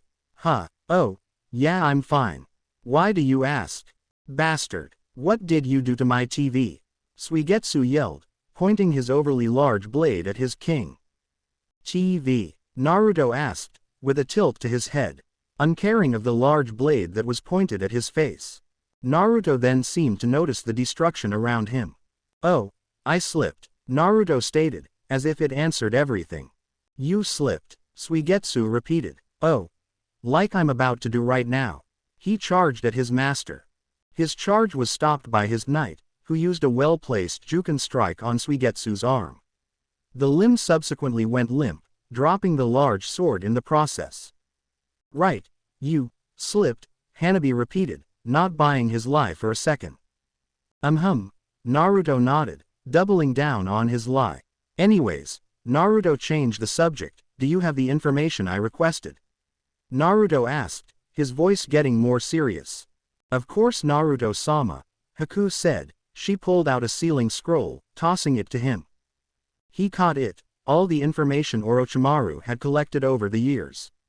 Hanabi informed him of the contents. Naruto nodded. "Wonderful, I trust it wasn't too much trouble for you three." Suigetsu laughed. "Ha, as if a couple of that snake's goons could pose a threat to us," he bragged. "Says the weakest in the group," Hanabi teased. "What did you say, you blind bitch?" Suigetsu yelled back. "Oh, nothing, it's just that without all that water, you're pretty useless," Hanabi taunted back. This went on for several more minutes, until Haku finally had enough. Grabbing onto each of their shoulders, she squeezed them tightly. "Quiet, both of you," Haku ordered, gesturing toward their master, who's still looking in the scroll. However, he still seemed to be lost in thought about something. He rolled up the scroll and sealed it on his arm. "All right, I'm going to go train," Naruto told his peerage. "Hey, what about my TV?" Suigetsu yelled out, hoping to get his second favorite pastime sorted out. He was answered when a roll of Ryo was thrown at his face, it being tossed hard enough to cause his body to liquefy to protect itself. "Go buy another one, I'll get this cleaned up later," Naruto ordered. "TCH, Suigetsu was annoyed, but he complied. "Naruto-sama, Haku was interrupted as Naruto used his space-time technique to transport himself to his pocket dimension, where he opted to train his more destructive techniques. "He always does that," Haku sighed. Hanabi nodded. "Something happened," Hanabi pointed out. Haku agreed, while Suigetsu went to town to get a new TV. "What do you think happened?" Hanabi asked. Haku had always been the one to understand Naruto the best. Haku gave it some thought. "I don't know," she admitted. "He hasn't acted like this since," she trailed off. "Since?" Hanabi asked, not following her senior's thoughts. "Since the incident happened," Haku finished. "Incident?" she asked, as she frowned. She hated not being in the loop of things. "It's none of your concern," she told her junior, but judging by the look Hanabi was giving her, she knew her fellow knight wouldn't relent unless she gave her more information. "About a year or so before you joined us, a certain incident happened, affecting Naruto to most, that is all I can say," she told her, walking away, but not very far. "What are you doing?" Hanabi asked. "I'm cleaning," was Haku's short reply, and she was using her magic to destroy the broken rubble. "I thought Naruto-sama said that he would clean it up when he got back," Hanabi pointed out. "I know, but he won't be back for a while," she told her. Hanabi shrugged at her senior knight, and sat on the couch, which was slightly destroyed, waiting for Suigetsu to return with a new TV. Teleporting back to the Orc building, Rias had a dejected aura. Akano on the other hand was pissed. Some bastard had made her king cry. The one who took her in when her family had scorned her. Rias had been with her through thick and thin, and she was in pain. And that man, who claimed to care for her, had hurt her. He had abandoned her, just like how he had abandoned her. "Akano, can you give me a moment, alone?" Rias asked. Akano pleaded, but she was cut off. "Please, I want to be alone right now," she told her queen. "All right." Akano gripped her friend's hand, "but just know I'm here for you," she told her. Rias noted. As her queen left, Rias decided to take the most comfortable option and laid down on the couch. She didn't know how to feel right now. She had just found out her childhood friend, the one she thought was dead for years, was alive and well. That thought made her happy. But now, Naruto Uzumaki is different, changed. Even if his jokes stayed the same, she could tell, it was a mask to hide his pain. "There you are, Red." A voice spoke. That seemed to break her out of her thoughts. Looking around, she didn't see anybody here. But the voice had to come somewhere, so looking again she spotted someone, or should she say something, on her desk. It was a fox with 7 bushy tails, rabbit-like ears, black markings around its eyes, and blood-red slitted eyes. "Kurama?" she asked. Even with the change in size, new markings, the fact he had grown 6 more tails, she still recognized him. "Do you know any other foxes that I don't know about?" the fox asked sarcastically. "But you can talk," she stated in shock. "You didn't talk before. Last time you saw me I was a kid, you tried talking as an infant," he retorted. An uncomfortable silence grew between them. "Why are you here?" Rias finally asked. "Well, Red, I saw your little reunion with Naruto." Kurama started. Rias frowned at the reminder. "He's different," she stated. "Yes, he is," he agreed. "He's also still the same." "What do you mean?" Rias asked. "Naruto has always been a very loving person, it runs in his family," Kurama stated. "Naruto would go from heaven to hell for someone he cares about," he told her. She smiled. That was one of the things she remembered about him. It was one of the best things about him. She was glad that hadn't been a thing that had changed in all these years. But that love, that very quality, it's a blessing as much as it is a curse. Kurama continued. "What do you mean?" she asked. "Think about it. Naruto lost almost everyone he cared about. For someone as loving as Naruto, it is hell," Kurama informed. "Simply put, Naruto is afraid," the fox told her. "Scared?" Rias asked, not see at what he was getting at. "Naruto, someone who can and has fought heaven and hell, is scared," he repeated, but she still didn't get it. "Scared of being hurt again. He's scared of losing the people close to him. Scared he isn't strong enough to protect them. So he pushes them away, so he doesn't get hurt again." Kurama lets that sink in. And it did. Rias thought about it. And again until finally, she laughed. "He really is an idiot, isn't he?" Rias stated. "Yes, he is," Kurama agreed. "Because he doesn't realize that those who truly care about him, they aren't going to let him push them away." Rias realized something. "He doesn't know you're here." "No, he does not," Kitsune admitted. He then unfurled his tails, revealing something inside, business cards. He walked over and placed them on the table. "What's this?" she asked. "A wedding present," Kurama told her. Noticing her frown, he continued. "Another thing about Naruto that hasn't changed, is that for his loved ones, he will help them no matter what. Now the question is, Red, are you still his friend?" he asked. The fox headed towards the window. "Oh, and a bit of advice, if you want to find out about Naruto Uzumaki, ask the Lucifer about Indra Otsutsuki," Kurama instructed. The fox, instead of opening the window and leaving, decided to disappear into the shadows. Observing what the fox had left her, she noticed something. The cards were black on one side and red on the other. On the back was the same 3-tomo design Naruto had on his Sharingan. But on the back was a phone number, along with an intricate symbol, a summoning circle. These would prove useful, but first, she had to ask her brother about something. Lucifer Mansion. Long ago, before there were devils and fallen, there was just angels. The angels served God because he had created them. God gave the angels free will, and for that they loved him. But eventually God created humans, in his image. Humans soon became God's favorite. But eventually an angel got jealous of God and humanity. He loved God so much he had wanted to become him. He gathered others who had felt the same as himself, and staged a rebellion against God. This angel's name was Lucifer. But Lucifer's plan had failed, and in turn, God had cast those who revolted to hell. And instead of love, those cast out had felt nothing but hate. Their wings began to mutate, and change. Their holy, angelic, dove-like wings began to morph, into wings not unlike a bat's. Lucifer, angry at God, decided to use humanity's free will against them. Tempting the first humans with sin, they were cast out of Eden.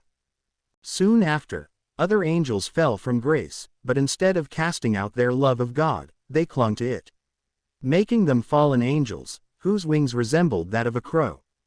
However, the newly made fallen angels were left without a home. They could no longer enter heaven, and the earth belonged to the humans, so that only left one place. And so the war for the underworld began, and soon heaven was dragged along with it. The Great War began, with a three-way battle between angels, devils and fallen angels. Millennia passed, soon all three sides had lost too much. The fallen were the first to surrender, them losing many of their leaders. So the war between devils and angels began. But so the original Mao, Lucifer, Leviathan, Beelzebub and Asmodeus had fallen. And God had been heavily injured. With the death of the Mao, the rise of the great king of the Baal clan kept the underworld in check. Many of the descendants of the Mao wanted to keep fighting. However, there were also those who wanted to stop.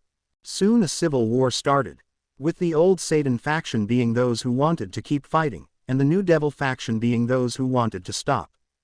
Soon the new devil faction won, defeating the descendants of the Mao, and the strongest of the new devil faction claimed their names as a title.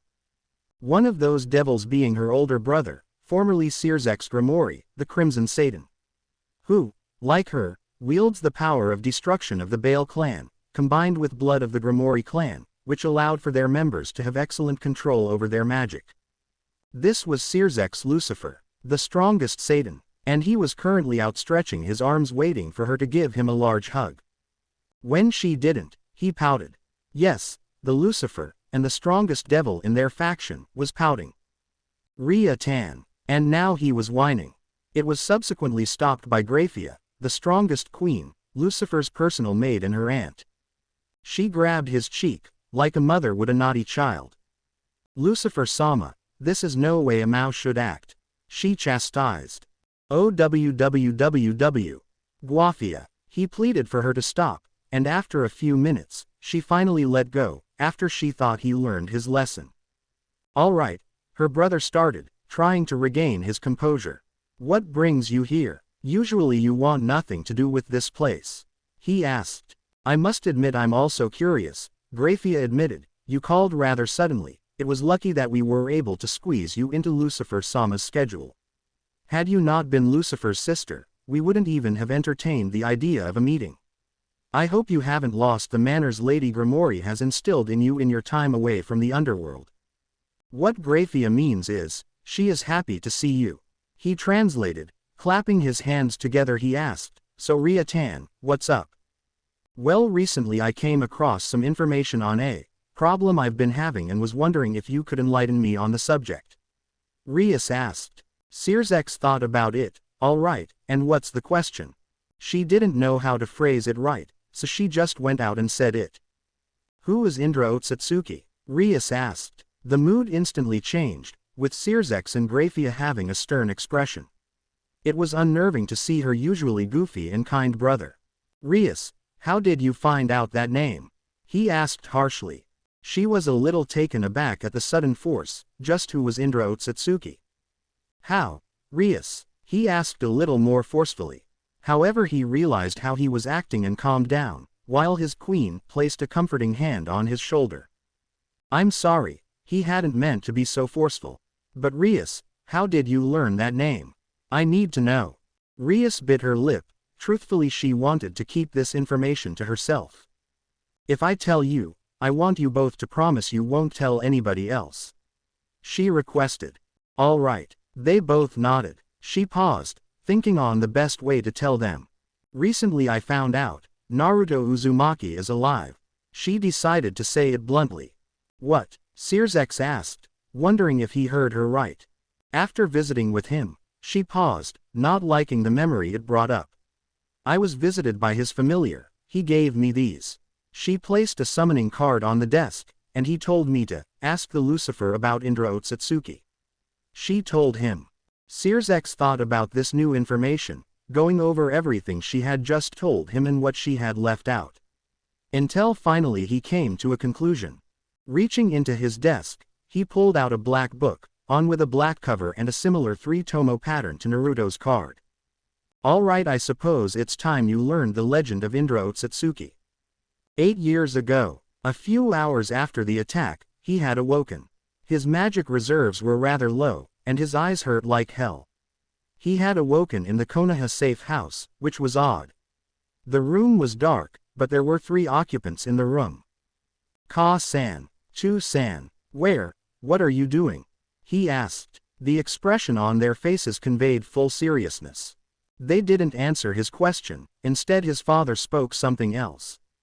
It's time you learned the legend of Indra Otsutsuki. Indra Otsutsuki, he muttered. The name sounded foreign to him and yet, oddly not. It was like something he knew, but couldn't remember what it was. Naruto, what's the last thing you remember? His mother asked. He thought about it. The memory was a little fuzzy. I was with Rias, and we were attacked. I think I used the kunai Chu-san gave me to call him, and then He trailed off, not remembering anything else. It's all right if you don't remember anything else, his mother assured. His father nodded in agreement. Naruto, tonight when you were attacked, your eyes changed. His father told him. Changed? He questioned. His mother handed him a mirror. Activating his Sharingan, he could see his eyes had indeed changed. They had a third tomo. 3. He said in shock. He turned to his parents. They had to know something. Naruto, it's time you learned of our clan's true history, his mother told him.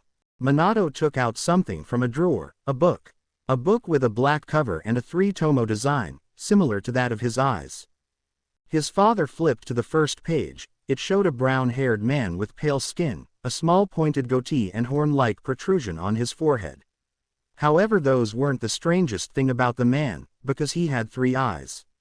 2 of them being a light purple, with a ripple-like pattern, and the third one, on his forehead, was a deep blood red. This man is Hagoromo Otsutsuki, otherwise known as God, Minato stated, as he and Kushina both winced at the mention of his holy name. This man in the picture was God, the creator of nearly all life and one of the strongest beings in existence. He flipped the page, and this time it showed 2 people. The one on the right had short, spiky brown hair, 2 locks of which were wrapped in bandages framing either side of his face. He possessed stern facial features. He had a pronounced jaw line and short goatee similarly like the person in the first picture. His eyes were a golden color, and the pupils looked to be a mix between a slit and a bar-like pupil. But it was the man on the left that had caught his attention. He had long brown hair cut short on top. 2 locks wrapped in bandages framed either side of his face. His eyebrows were cut short, a symbol of nobility, and dark eyes. Wearing his hair back in a long cylinder and blue markings around his eyes, which were turned up at the corners. He also had something different about him. His eyes were a blood red with 3 tomo, just like his own. This is Asura Otsutsuki, his father named the right one. And this is Indra Otsutsuki. His mother named the one on the left. Long ago, before Hagoromo had created humans or angels, his first 2 creations were 2 brothers. Indra Otsutsuki being the elder and Asura Otsutsuki being the youngest. The 2 were his sons in every sense of the word. Hagoromo had even gifted them both a portion of his power. Indra inherited Hagoromo's eyes, while Asura inherited his body, yin and yang, imagination and form. As time went on, Hagoromo began to create more creations. Minato explained. He turned the page. It was a picture of Indra fighting both God and Asura. Nobody knows why, but soon after Indra began to revolt, clashing with both his father and brother. The fight lasted for several days. In the end, Indra and Asura both landed a blow against one another that would eventually lead to both their demises. With Indra defeated, Hagoromo created a place to keep his elder son. A place of fire and heat. He named this place Hell. The picture was of Indra being cast out of heaven, similar to that of a certain seraphim. Then a picture of a white and red fan, a clan symbol one he didn't recognize. Indra's descendants began to inherit his dujutsu. This being the Uchiha clan, which later a portion of the clan split off and became the Uzumaki clan. Kushina explained. A picture of a Sharingan design with the 3 tomo interlocked in a kaleidoscope-like design. Some of the descendants were able to evolve their eyes, being able to channel a fraction of Indra's power, but at a cost. The more they used these eyes, the more they would succumb to blindness. No descendant's eyes were as powerful as our predecessors. That was until a picture of a man who was overshadowed by darkness. His eyes were a similar three-tomo pattern. He had long spiked black hair and wore red-plated armor. One day a Uchiha would come to inherit Indra's full power.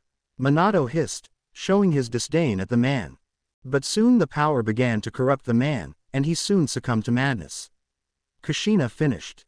As he sat there listening to the tale, he grew slightly fearful at the thought of ending up like the men in the book. So, will I end up like them too?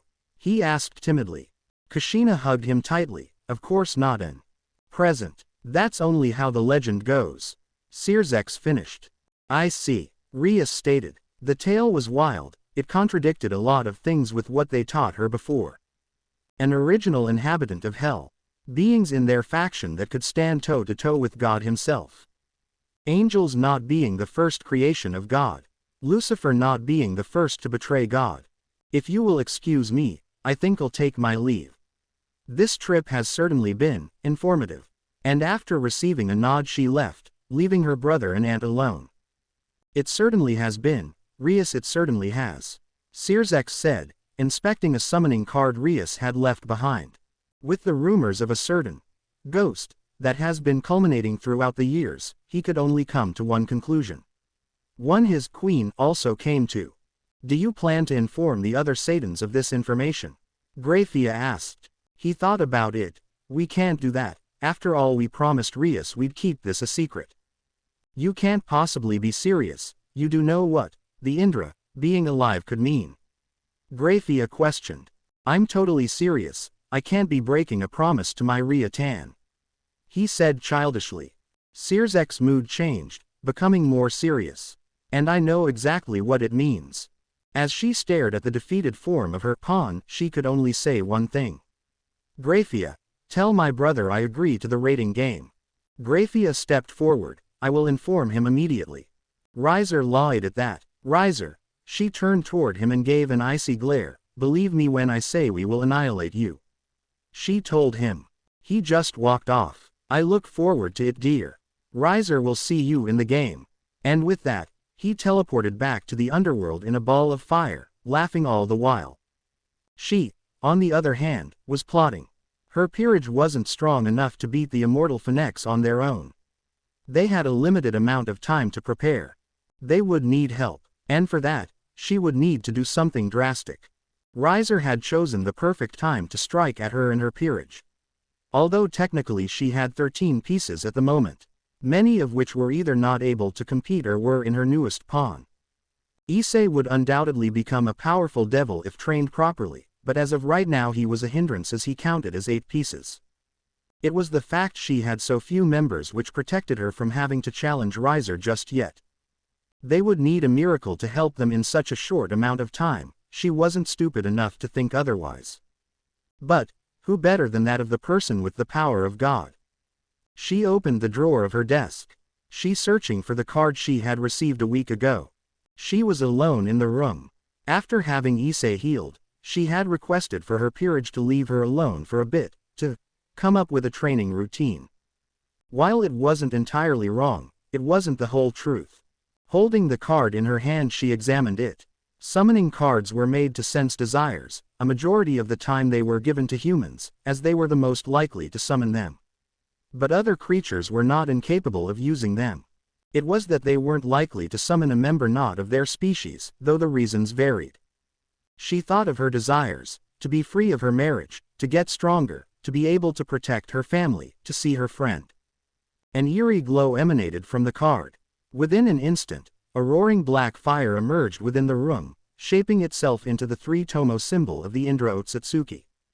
A figure stepped forward. The same masked figure that had saved her peerage weeks ago had emerged. She could tell that it was not her he had been expecting. The problem with summoning cards was that you didn't know who was summoning you. That's why you would usually schedule times for regulars and use other forms of communication to contact clients. You needed to be careful with who you give them to. Who had he been expecting? She didn't know, but it didn't matter at the moment. His eye morphed into its evolved form. He had attempted to use the transportation technique she had seen him use. She needed to act quick. She grabbed onto his arm, and he stiffened at her touch. "Don't go, please," she begged. The pain of losing him again was too much for her as a few stray tears leaked from her eyes. Though she wiped them away, it wouldn't do good to cry right now, she needed to be strong. He was silent, as he always had been.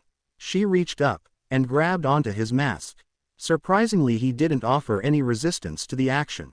Pulling it off, she recognized Naruto Namikaze. But in an instant his appearance changed. His black hair and pale skin becoming a golden blonde with a nice tan before her very eyes. Inwardly she laughed. Only Naruto would change his appearance only to keep the same name when going undercover. Had he known that they were going to be attacked, she would have to ask him about that later, but for now she needed to tell him something. "You say you're different, you say that my best friend had died long ago." She repeated what he had told her. "But, if Naruto Uzumaki had died, so long ago, you wouldn't have come to save me. You wouldn't have protected me from that man that kidnapped us," she reasoned. He opened his mouth to speak, but she had cut him off. "If my friend is still in there, just listen to me. Please," she pleaded. He thought about it, the silence engulfing the room, until finally, it was broken. "All right," he conceded. She smiled. "So, your parents set you up in an arranged marriage with Riser. And the only way to annul the agreement is to prove your strength in a rating game against your fiancé. And you summon me, someone you haven't seen in years. Aside from the chance encounter, which didn't end too favorably I might add. To hire me to train you in your peerage." Naruto repeated. "That about surmises the situation," Rias stated. He thought about the situation. This was his old friend, one of the few connections he had to his old life. Which reminded him, he needed to have a long conversation with Kurama. But that was for another day. Quote, comma, quote, quote, comma, quote, quote, comma, quote. "All right, I'll help you," he conceded. She smiled, a smile he hadn't seen in a long time. It would hurt to not see it again, but it needed to go away. But on one condition, he told her. She nodded, motioning for him to go on. Taking a deep breath, "As payment for this mission, I want you to never talk to me again, to live your life and be happy as Rias Gramori." That was the condition. He would help her and then he would disappear. Everything will be as it should be. She bit her lip, thinking long and hard. She didn't want to do it. For her peerage, her family, could she do it? Finally, she nodded. She didn't trust her voice right now. "You're almost there, just a few more feet," she shouted at her struggling pawn. "Visualize Issei," Akano shouted encouragingly. Issei was out of breath and sweating profusely. "See coming," he panted out. They were heading up a mountain. He had been given an overly large bag to carry along the way. "On your right," Kiba stated, not struggling at all with his equally sized bag. "Seriously, did they give you a bag of feathers or something?" he whined. It was then that Kaneko came in, sporting a bag that was almost comical in size, it being at least 10 times larger than his own. "Move it," she told him in her usual monotonous tone. He fell on his back. "I hate this," he complained. Rias looked at him in sympathy, but he needed to do this. A few minutes later they were face to face with a large and luxurious mansion that was sitting atop a beautiful lakeside. Issei stated in awe, he hadn't seen anything like this before. It put into perspective how rich Rias was. "All right guys, let's go inside and get ready for some training," she told her peerage. "But we just got here," Issei complained. "That's evil and nowhere even close to fair." She turned back to him and gave him a dazzling smile. "Why thank you." Walking off, she also informed them of something else. "I have some people waiting inside that are going to help us out." Leaving her peerage questioning who it was. "Damn it you blind bitch," Suigetsu yelled. "What was that shark boy?" Hanabi retorted, just as Suigetsu was hit by an incoming blue shell. Hanabi's car soared past him, but her screen was then covered by ink, courtesy of a blooper that her senior knight had used. Her inability to see where she was going slowed her down a bit, just enough so that Haku had managed to pass her character. Bucho, who are these people?" Issei asked. There were 3 people who looked to be playing Mario Kart in the living room of the mansion. He noticed two of the people were extremely beautiful women, while the third was a scary-looking teen with white hair and shark teeth. There was also a fourth person, who looked to be sleeping. How they could with the noise the other had been making was beyond him. They had their back facing toward them so they couldn't identify who it was. I have no idea, she admitted. The sleeping figure seemed to awaken, rolling over and sitting up, rubbing his eyes as he yawned. Was that Naruto Namikaze? Rias, is that Issei trained off? Oh hey, he greeted, the name is Naruto Namikaze. Silence, which was shortly broken. Aren't you the bastard who burned my arm? Issei shouted. Naruto legitimately thought about the accusation. I think you're thinking of someone else. I would never burn someone's arm with my ramen. He told him. How did you know it was ramen? Issei called out his lie. Naruto yawned again, ignoring him completely. I guess we should start with introductions. Rias stated, trying to regain control of the situation. Naruto shrugged. She pointed to the first member of her peerage. This is my queen, Akano Himehime. Said girl was looking at Naruto attentively, as if trying to figure him out like a puzzle. The next piece, the cute girl eating the sweets is my rook, Kaneko Tuju. Said cute girl was, you guessed it, eating sweets. Where she had gotten the sugary concoction, he didn't know. She pointed to the blonde male of the group. This is my valiant knight, Kiba Yuto. Said blonde puffed out his chest out in pride. The final member, the brown-haired boy. This is my pawn, worth a total of 8 pieces, Issei Hyodo. The brunette looked rather proud of that fact. Naruto of course knew of all of them, having done research into them. In addition to the information he had already known about them. Wow, 8 whole pieces, with that kind of potential he must have a Longinus-type sacred gear. He stated, something he already knew. He did cast a sideways glance at his own piece, specifically his black-haired knight. An astute guess, Rias noted, while Issei puffed his chest out in pride. Clapping his hands together, Naruto stood up and spoke. I suppose I should follow that wonderful introduction with my own, Tomato-chan. He teased. Akano finally understood what had bothered her about his guy. He was Naruto Uzumaki. Just change his color scheme and they looked exactly the same. When she was about to speak of her displeasure, she was interrupted. Naruto patted the brown-haired girl on her shoulders. This cute little firecracker right here is Hanabi Hyuga, my knight. Hyuga? Rias asked. He nodded his head. Said girl had blushed up a storm, an action which, unfortunately caused her to lose first place. Beep yeah, Suigetsu yelled out his small victory of overtaking the girl. The little PG ball of sunshine right there is my rook, Suigetsu Hazuka. He introduced. Walking over to the final member, the Ravenet. This lovely lady right here is Haku Yuki. I had to use my mutant knight for her. He introduced the final girl. Beep off, Suigetsu shouted. Naruto held his head low. Does this happen often? Kiba questioned. Naruto sighed. All the time, all the time. Life his head up, changing his mood completely he announced. Now, Rias hired me to help her and her peerage train for your upcoming raiding game.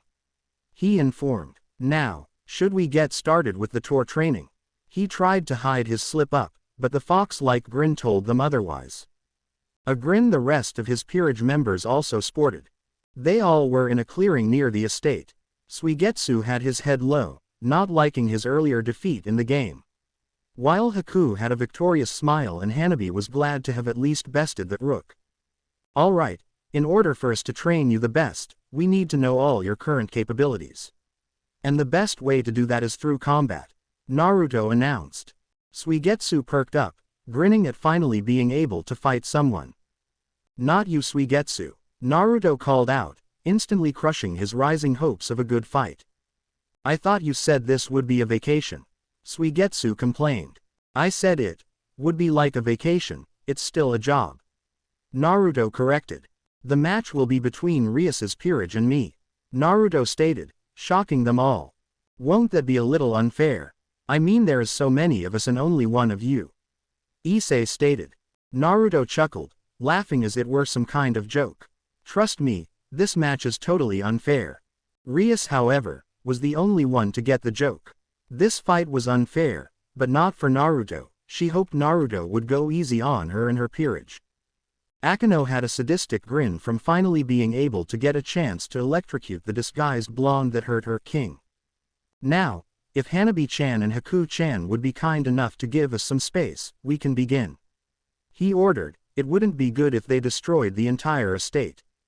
After Hanabi and Haku had set up a sufficient barrier, they were ready to begin. Rias's peerage surrounded him from all sides. That was good, they were playing it smart. Either the entire peerage wasn't underestimating him, or Rias had told them not to. Although, it wouldn't change the outcome. Alright, begin, Naruto announced. With that, her peerage was off like a rocket. The close-range fighters closed in, while the wizard types would keep their distance to provide support. It was a good plan, a standard one. Granted, they didn't know his abilities and they were just a small group. Kaneko came at his right, while Kiba was at his left, each with a fist and sword respectively.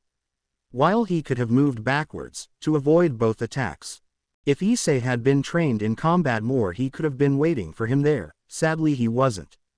And sadly for Kaneko and Kiba, he didn't move backwards, he went right. Right in the direction of Kaneko's punch, which he easily dodged. Grabbing her wrist, he grappled her toward Issei, who was off in the distance waiting for an opening behind them.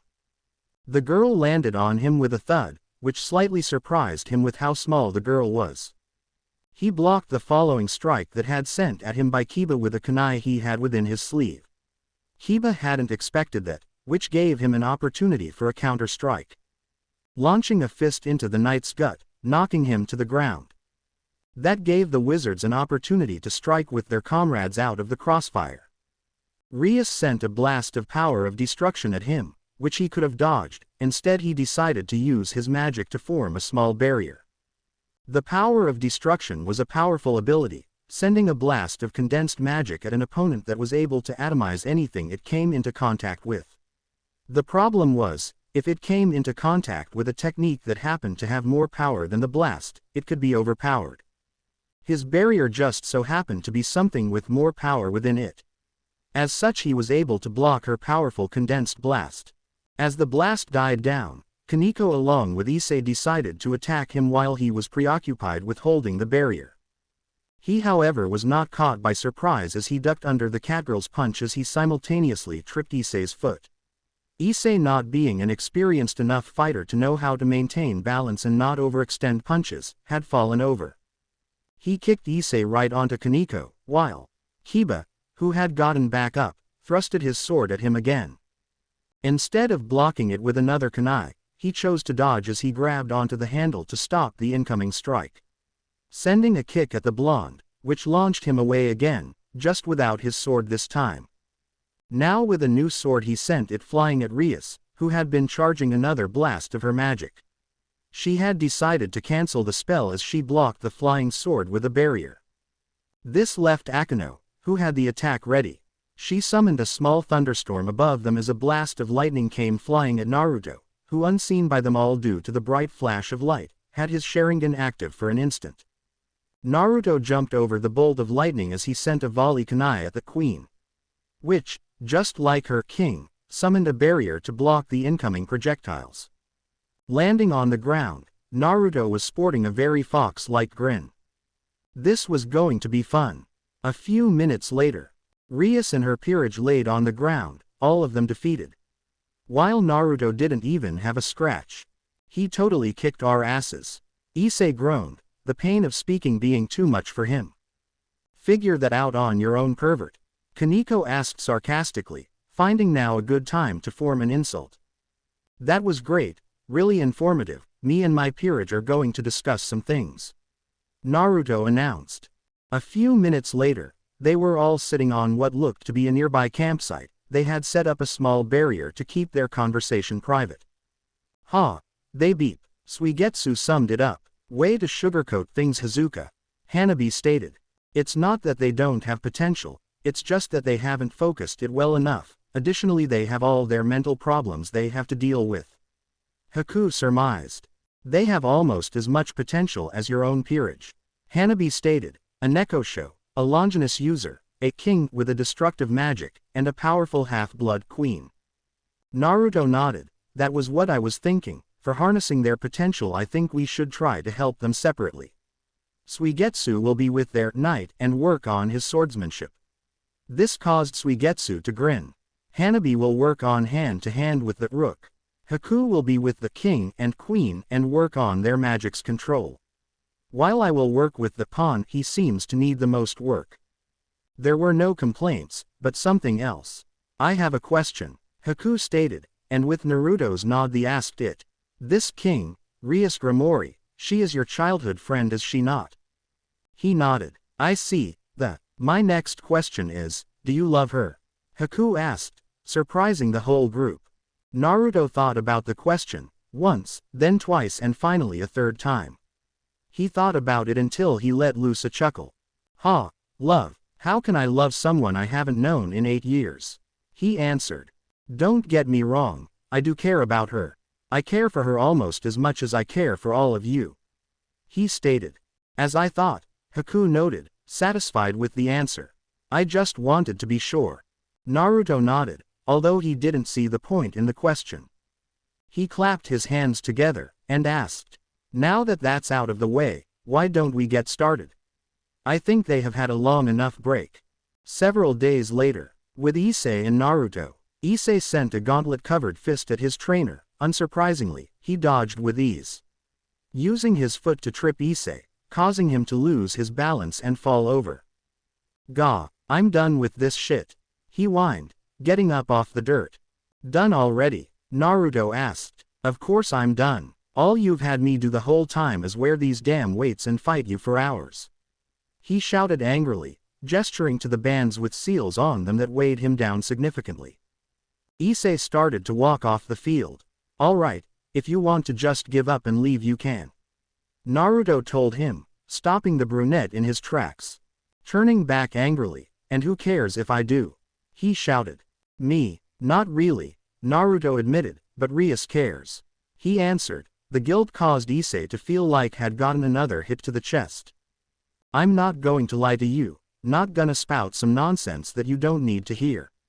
Currently, you're weak, Naruto told him, laying it out flatly, causing Issei's anger to spike to greater heights. You're getting angry, Naruto astutely pointed out. Emotions are a useful tool if kept in check, if not they can be a hindrance. He instructed. The truth is that Rias used 8 of her pieces on you, and as of right now each and every one of them is wasted. Naruto stated. That caused him to charge at Naruto in his anger. Launching his armored fist at the disguised blonde, it was easily dodged. You're pathetic. Another fist was sent at him, and again it missed. Right now you're just a fly to who you're all up against. Like clockwork, another fist was sent, and again it was dodged, but this time Naruto used his offset balance to cause the Red Dragon Emperor to fall on the ground. You don't think I know that? An irate Issei shouted. I'm weak. I know. I damn well didn't choose to be. I failed. Failed to save Asia. The last part was a thought, something his mouth could bear to speak, because if he had, he wouldn't be able to stop what came next. But you are choosing to be. Naruto told him. Do you think that I grew in strength overnight, that all the power I had I didn't work for? If you don't want to be weak, then you need to push forward and never give up. You have something about you, something inside of you, that nobody else has, something that can give you the strength you need to be better. Are you saying that my perverse nature can help me grow stronger, to rise through the ranks of devilhood and fulfill my dream of becoming a harem king? The more Issei spoke, the more his mood had risen, until he became invigorated in the flames of the super pervert. Naruto smirked, enjoying the pawn's enthusiasm. Nope, I was talking about the Red Dragon Emperor. Naruto admitted. This crushed all Issei's rising confidence. I said I wasn't going to lie to you. Most people, they stay weak, they stay powerless. And we'll continue to be weak unless we push forward, we work hard and we train. Do you understand? Bar asked, and Issei nodded. You don't want to remain weak, and you don't want to forsake the faith Rias has given you. It wasn't a question, but Issei answered anyway. I won't, Issei promised, telling Naruto as much as he told himself. Good, Naruto nodded, He then grew an evil smirk. Why don't we up the level of those resistance seals I gave you? He asked, causing a shiver to go up Issei's spine. With Haku, Rias and Akeno. Pop. Again. Haku told them. They were currently trying to compress their magic into a small balloon. A exercise Naruto had taught her, which was actually an exercise to learn Naruto's Rasengan, although they wouldn't be learning that.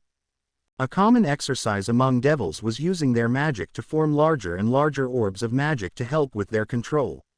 This exercise was similar, but different in principle, wanting the orb to get smaller while you also wanted to increase the magic output. This helped with compressing attacks while also increasing the potency and power. A twist to the exercise was that she was throwing Senbon made of ice at them to lower their concentration. They wouldn't have the time to concentrate in a fight and they wouldn't be able to do it now, she reasoned. She threw another volley of needles and unsurprisingly as they dodged they managed to pop their balloons again.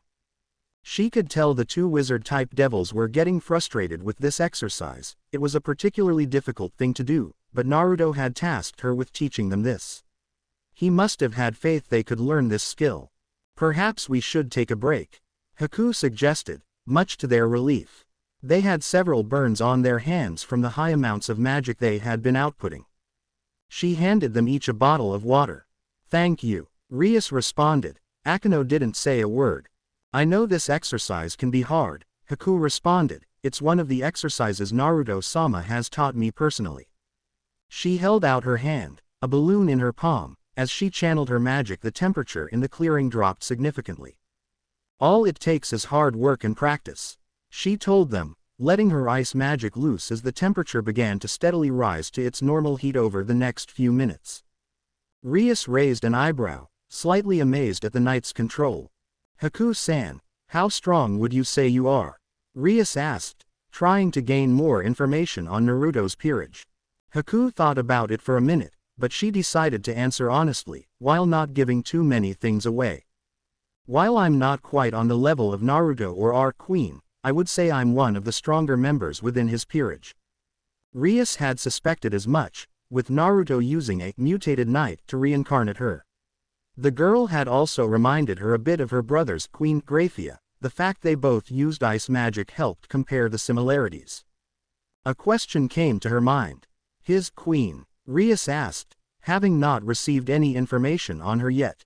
His queen is someone who is very powerful, almost as powerful as Naruto-sama himself. Although I was his first member within his peerage, she actually has known him longer. She thought about telling her more, but she stopped herself. I apologize, but Naruto-sama has asked us not to reveal too much information about his peerage, she stated. Of course he did, Akeno muttered harshly to herself. Haku heard but decided to ignore the jab at her king for the moment. Although I can tell you her designation, she said as an afterthought.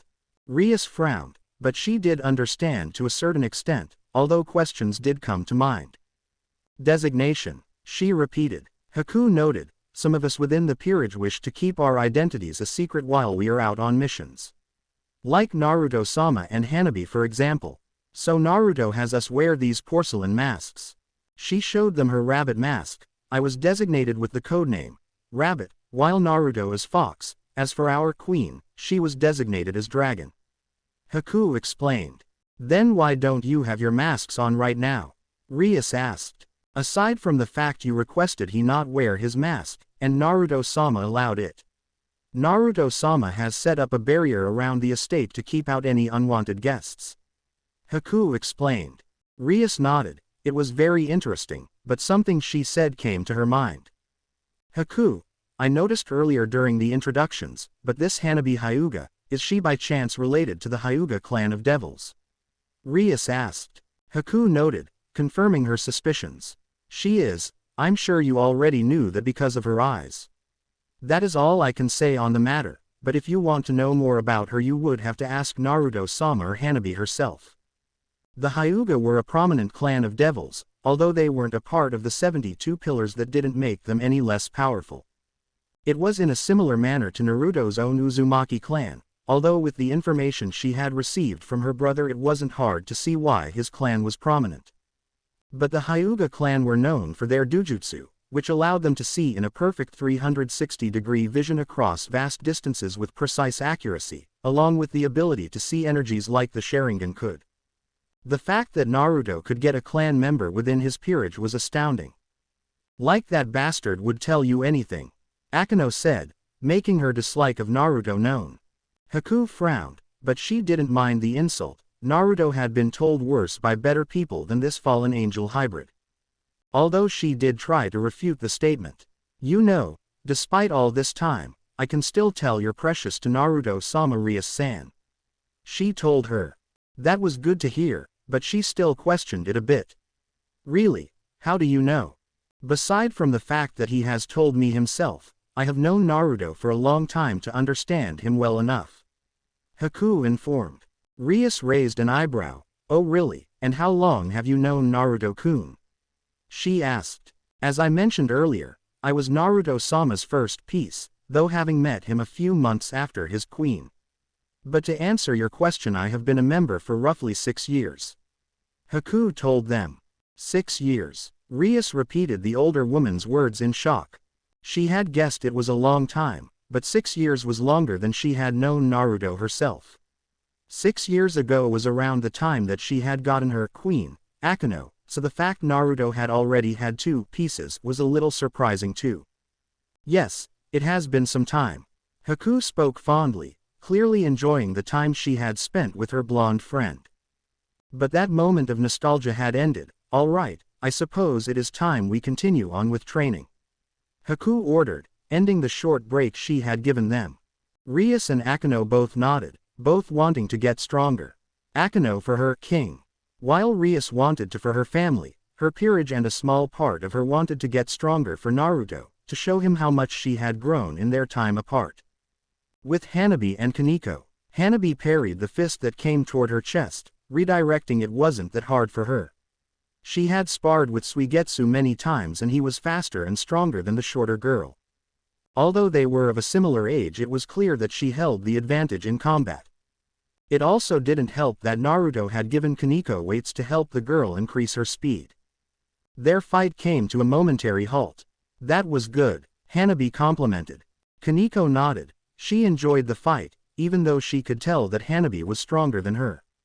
But you have trouble fighting opponents that are faster than you, that's why Naruto put those sealed weights on you. Hanabi gestures to the wrist and leg bands that had a multitude of kanji.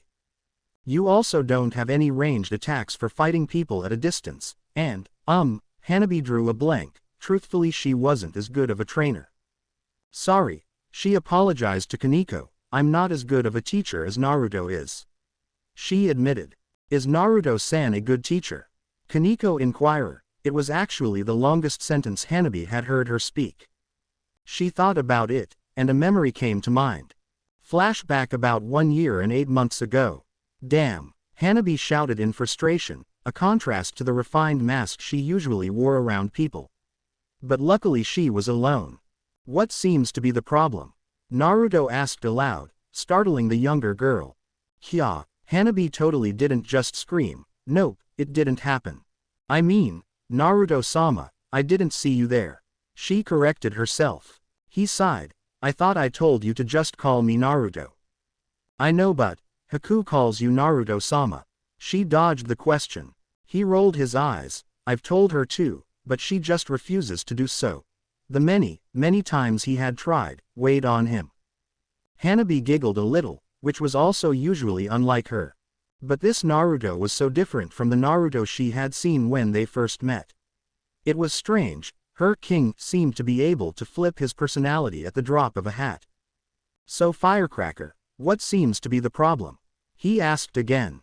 She seemed to be in the middle of the training room with a dummy, there wasn't anything else in the room. But that didn't give him misinformation.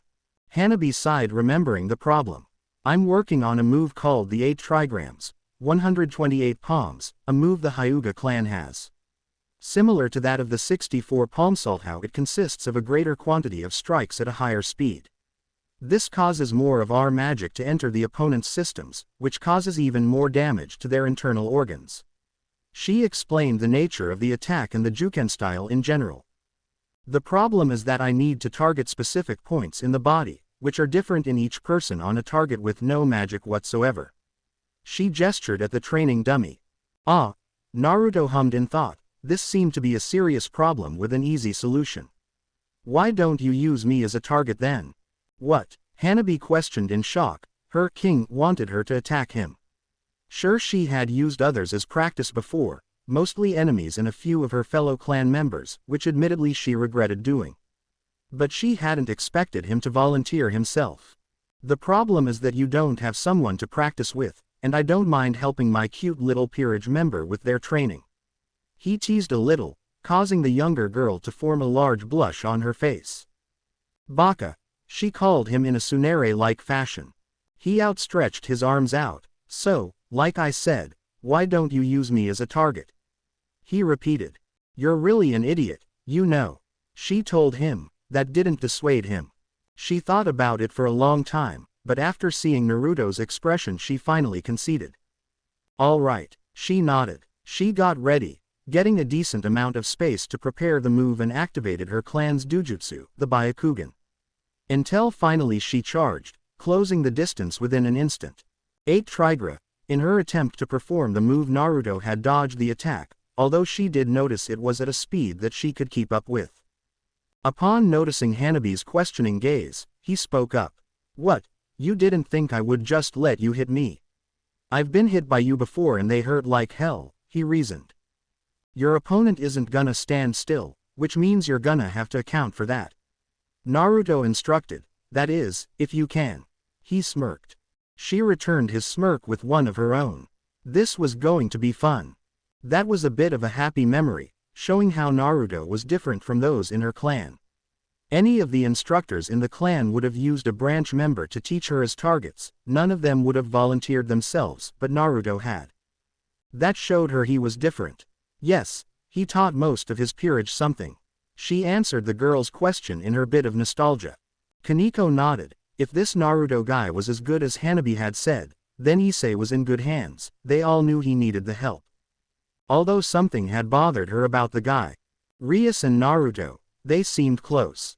Kaneko pointed out. This brought Hanabi out of her good mood. As far as I know, they used to be childhood friends. Hanabi informed, but she seemed a little jealous of that fact. Now, are you up for another round? Hanabi asked, trying to change the subject. Kaneko nodded, and they soon began again. Clang. The sound of metal hitting metal rang throughout the clearing. Suigetsu ducked under the swing. He countered with a vicious punch to Kiba's stomach, which Kiba tried to dodge, but it was too late. Suigetsu's superior strength sent the blonde flying. Kiba stood up on wobbling legs, forming a new sword in his hands, since he dropped his previous one when he had been struck by the rook, as he charged at Suigetsu. Suigetsu easily dodged. He shot a small blast of water from his finger in a gun-like fashion. How he could move so fast with that large of a sword Kiba didn't know. Kiba blocked the high-speed bullets with his sword, but surprisingly his sword shattered from the impact, which gave Suigetsu an opening to land another strike against him, sending the blonde flying. Again, he got back up, this time much slower. Forming another sword he charged with the last of his strength. And unsurprisingly Suigetsu dodged. How do you keep doing that? He yelled angrily. The fact that the entire fight Suigetsu held his shark-like grin irritated him. What dodging? Suigetsu questioned. It's your attacks, they're good, but they are basic textbook attacks. He informed. If you can recognize them it's pretty easy to realize what you're gonna do. Try adding a bit of unpredictability. Hell, fighting the bastard so many times you learn a thing or two with that. He laughed a little at that last part, having fought his king a multitude of times. He knew Naruto was still out of his league, but at least he got a damn good fight, at least when he wasn't getting his ass kicked. The bastard, Kiba questioned, using the pause in their skirmish to catch some much-needed breath. He asked, and he realized what he meant. Oh Naruto. Suigetsu answered. Having been around his fellow peerage members so much you got used to their personalities and inside jokes. As such he wasn't used to explaining himself. You call your king bastard, why? Kiba questioned. Because he is, always making me do work, kicking my ass and making sarcastic comments all the damn time. Suigetsu complained. Then why'd you join him? Kiba asked. The thought of disloyalty didn't sit right with him. But if Suigetsu didn't like his king, maybe he would consider joining his own. Suigetsu shrugged. It just made sense, you know. It just made sense, Kiba repeated. I don't know, man, he sighed. All my life I've been training to be fighter, a swordsman, and when Naruto showed up, looking for someone with my exact skills, it just made sense. That's it, Kiba deadpanned. What do you want from me, a heartwarming love story or some shit? If so, go ask the girls. For me, it just made sense, he told him. It also helped that Naruto was the one that freed me, Suigetsu added as an afterthought, then raised his abnormally large blade into the air and announced with a grin. Now enough with the questions, time for another round. Kiba braced himself. This wouldn't be fun. Hours later. It was night time. Both peerages were gathered around the dining table, while Naruto was sitting in the windowsill and Rias standing up. They needed to discuss some things, but first Rias decided to explain a few things to her newest devil to get him caught up. Long ago, devils, fallen angels and heavenly angels were at war. It was a massive destructive three-sided battle, which ultimately ended in neither victory nor defeat. Every single battle ended with several of our members wiped out or missing. Our lifespans, since devils have very low birth rates, are nearly eternal to ensure our population, yet as Exions as a species is at risk due to the impact of that war. Most of the family lines consisted of pure-blood upper-class devils, that made up what is known as the 72 Pillars. 3 of which you have already met, mine which is the House of Grimori, Sona's the House of Citri and Riser's the House of Phoenix. It was then that devils first began recruiting humans to increase the number in our houses, after that raiding game came about. This allowed devils that were the masters of their households to provide recently converted humans with combat experience as well to show off their own abilities. Nowadays this still has quite an impact. One's record in the raiding game can provide a huge influence on their nobility and status. Rias finished, taking a deep breath. Man, I thought you would have taught him all this already, it gets boring hearing this again. Suigetsu complained, him long having rested his head on the table. I must agree with Hazuka-san, with the first part at least. Hasn't Hyodo-san been a devil for some time, shouldn't he know this already? Hanabi asked. This caused Issei to have a mini depression for not knowing these things. Rias was about to answer, but surprisingly Naruto beat her to it. Issei has only known of the supernatural for about a month, so it's natural for him to not know the basics. Naruto answered, to which Rias noted, the fact that he knew at what time Issei had been converted didn't surprise her. Besides, I don't know why you're complaining, you don't have to explain it 15 times. He shot back. Suigetsu laughed, hey, I could never be one of those high and mighty high-class trash, always having to babysit all those brats all the time. He laughed. Naruto was about to retort but he was cut off. But dude, think of all the women you could have, and all of their lovely bodacious beats. Issei proclaimed, trying to convert another believer in the ways of the harem king. Suigetsu grinned, hey, true. Kaneko and Hanabi didn't look pleased at the way the conversation was going. Perverts. They spoke in unison. Okay, moving on, Naruto said, trying to get back on topic. Can we speak about what we came to speak about in the first place? He asked Rias. She nodded, but spoke. You guys look pretty tired. What do you say we have some tea first? Gesturing to her queen. Akeno stood up. Sounds good, I'll go make it. A few minutes later, and with them all now with proper refreshments, although Akeno happened to give Naruto's slightly more forceful, they were ready to begin. Now that we have proper refreshments, I think we should begin. Your opponent is Riser of the Phoenix clan. Naruto spoke, gesturing for Rias to go on. You are correct, she nodded. Riser Phoenix is a man who has won 8 of the 10 raiding games he has participated in. He also has a full peerage which consists of 16 members. Additionally, he is a part of the Phoenix clan, a clan with high regenerative abilities which, the strongest of the clan, it makes them about as immortal as you can get, which nearly makes them invincible. She was about to go on more but heard a particular noise. Naruto chuckled a bit, drawing attention towards himself. Oh sorry, it's just I have to say your information is wrong. He admitted. Rias raised an eyebrow. Oh, and why is that? She asked, wanting to know if Naruto knew of anything that could help them. Believe me, I've fought an immortal. This caused Haku to let loose an involuntary shiver, and they aren't that hard to deal with when you know HIW. He told her. I suppose you would know. Rias conceded, not liking to admit she might have been wrong on something, although Naruto would know more on this particular subject. What does she mean by that? Issei asked in a whisper. Kiba shrugged. What she means is, I'm actually part Phoenix. Naruto answered, shocking most of Rias's peerage, how he heard their question they didn't know. What, so that means you're related to that bastard? Issei shouted. You don't look anything like him. Kiba admitted. My father was of the Phoenix clan, so while I am related to Riser, it's very distant. And I'm not a member of their clan, nor do I consider them family. As for my looks, he lifted up his hair to show them the back of his neck. I actually have blonde hair and tan skin. This seal just changes it a bit. I usually wear this when I'm out and about like this for a couple of reasons. He explained. Now where was I? He asked Rias. You were talking about immortals. Rias answered. She was paying full attention. This was information she needed to hear. Ah, yes, now I remember. While he may be considered an immortal, it's really just a high regeneration. This comes with a large amount of drawbacks. He answered. Such as? Rias asked, wanting him to continue. Such as the fact that he still needs his bodily functions. Eliminating the oxygen in his lungs for a long period of time is a viable solution. A suffocation is also something you could attempt in eliminating other things the body needs to survive. Additionally, although his regeneration gives him a resistance to poisons, a potent enough poison is able to damage him.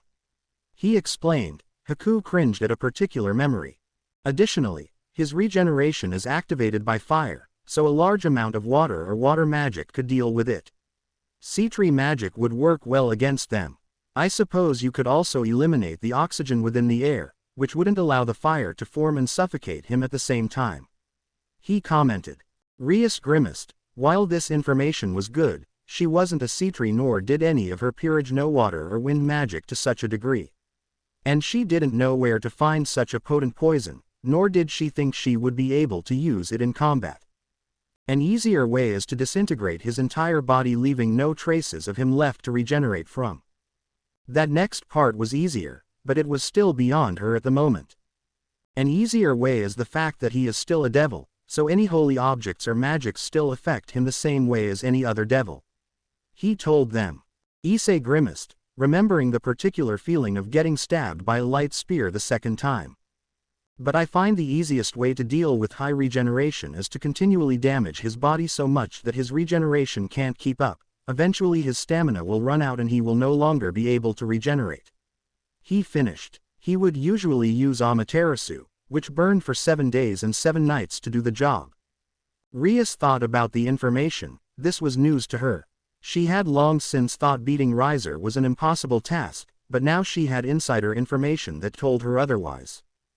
Do you mind if I think about this for a little while? She asked. Naruto shook his head. It's getting late, why don't we all get to bed? He suggested. I think that will be all right. She agreed, and their peerage members began to leave. Oh, and, do you think I can speak with Akeno and Kaneko for a bit? Naruto added as an afterthought. She thought about it. I don't see why not. Rias stated, causing the two to halt in their movements. As she left the three in the room, she couldn't help but wonder what they were going to talk about. They just stood there, waiting for Naruto to speak. But he just sat there silently, on the windowsill, looking out the window. None of them said a word, until finally Akeno snapped. What is it that you want? She asked, a little more forcefully than usual. Kaneko was slightly surprised at her queen's sudden aggravation towards the blonde. But Naruto didn't react, until finally, he spoke. Tell me, he started, what do you think your chances are for winning the rating game? He asked them. That left them a little surprised, but Akeno answered almost immediately. We're going to win, she stated, having full confidence in her king and her plans. Naruto raised an eyebrow. Oh really, And how do you figure that? They have far more members, a queen just as powerful as your own, and a more even powerful and experienced king. He leaned forward, now facing them. So how do you think you'll win? He asked again. Surprisingly, it was Kaneko who answered, we can't, not as we are now. This answer shocked Akano, but Naruto nodded. She's right, all you have is your king, who sadly isn't a match for theirs at the moment. A knight who would rather do things alone, a bishop who can't control his power. And a pawn who doesn't know the first thing about combat, no matter how many times I beat it into him. And then there's you two. He paused, standing up from his sitting position and walking towards them. Two pieces who'd rather fight half-assed than face who they are. He finished, laying out their situation. That statement surprised them. He smirked. What, did you really think I wouldn't know that you're a Nekosho, or a half-fallen angel and the daughter of Ba? Akano interrupted him. Don't you say that name. She shouted angrily. Did I touch a nerve? He mocked. You must hate him a lot, seeing as how you'd rather spite your father than help your best friend. She grabbed his shirt collar, and pushed him against the wall, all the while he still had that damned smirk. Are you questioning my love for Rias? She hissed. Naruto, uncaring of his current situation, answered her. Not at all, but I just have to wonder, when all the cards are laid out, what do you care about more? Your love for Rias or your pathetic little ideals of not being true to yourself? You have no right to say I don't love Rias. She spat. Off to the side, Kaneko wanted to stop this, but she couldn't deny the things that he had said. Did she love Rias more than she feared herself, and in the end, she didn't know what she was the answer. You're absolutely right, Naruto admitted. But the thing is, I'm here. I'm giving it my all. When everything is all over, can you say the same? He questioned. She threw him onto the ground, him letting her, but all the while he was mocking her with that blasted smirk. Standing up as he wiped himself off, seemingly undamaged by the fall. Just some food for thought. Heading towards the door, he spoke. I suggest you take my words under heavy consideration. He put his palm on the door. Oh, and he pushed on the door. It's rude to listen on other people's conversations, Rias-chan. He chastised. There standing at the door was Rias, surprised that he knew she was there eavesdropping. After the interesting conversation they all had a multitude of thoughts. Kaneko's were on the guilt and fear she felt at his words. While Rias and Akano were going through a similar line of thought. They were going to prove him wrong. To be continued. I hope you enjoyed this story. Also remember to subscribe and like this video. See you in the next video.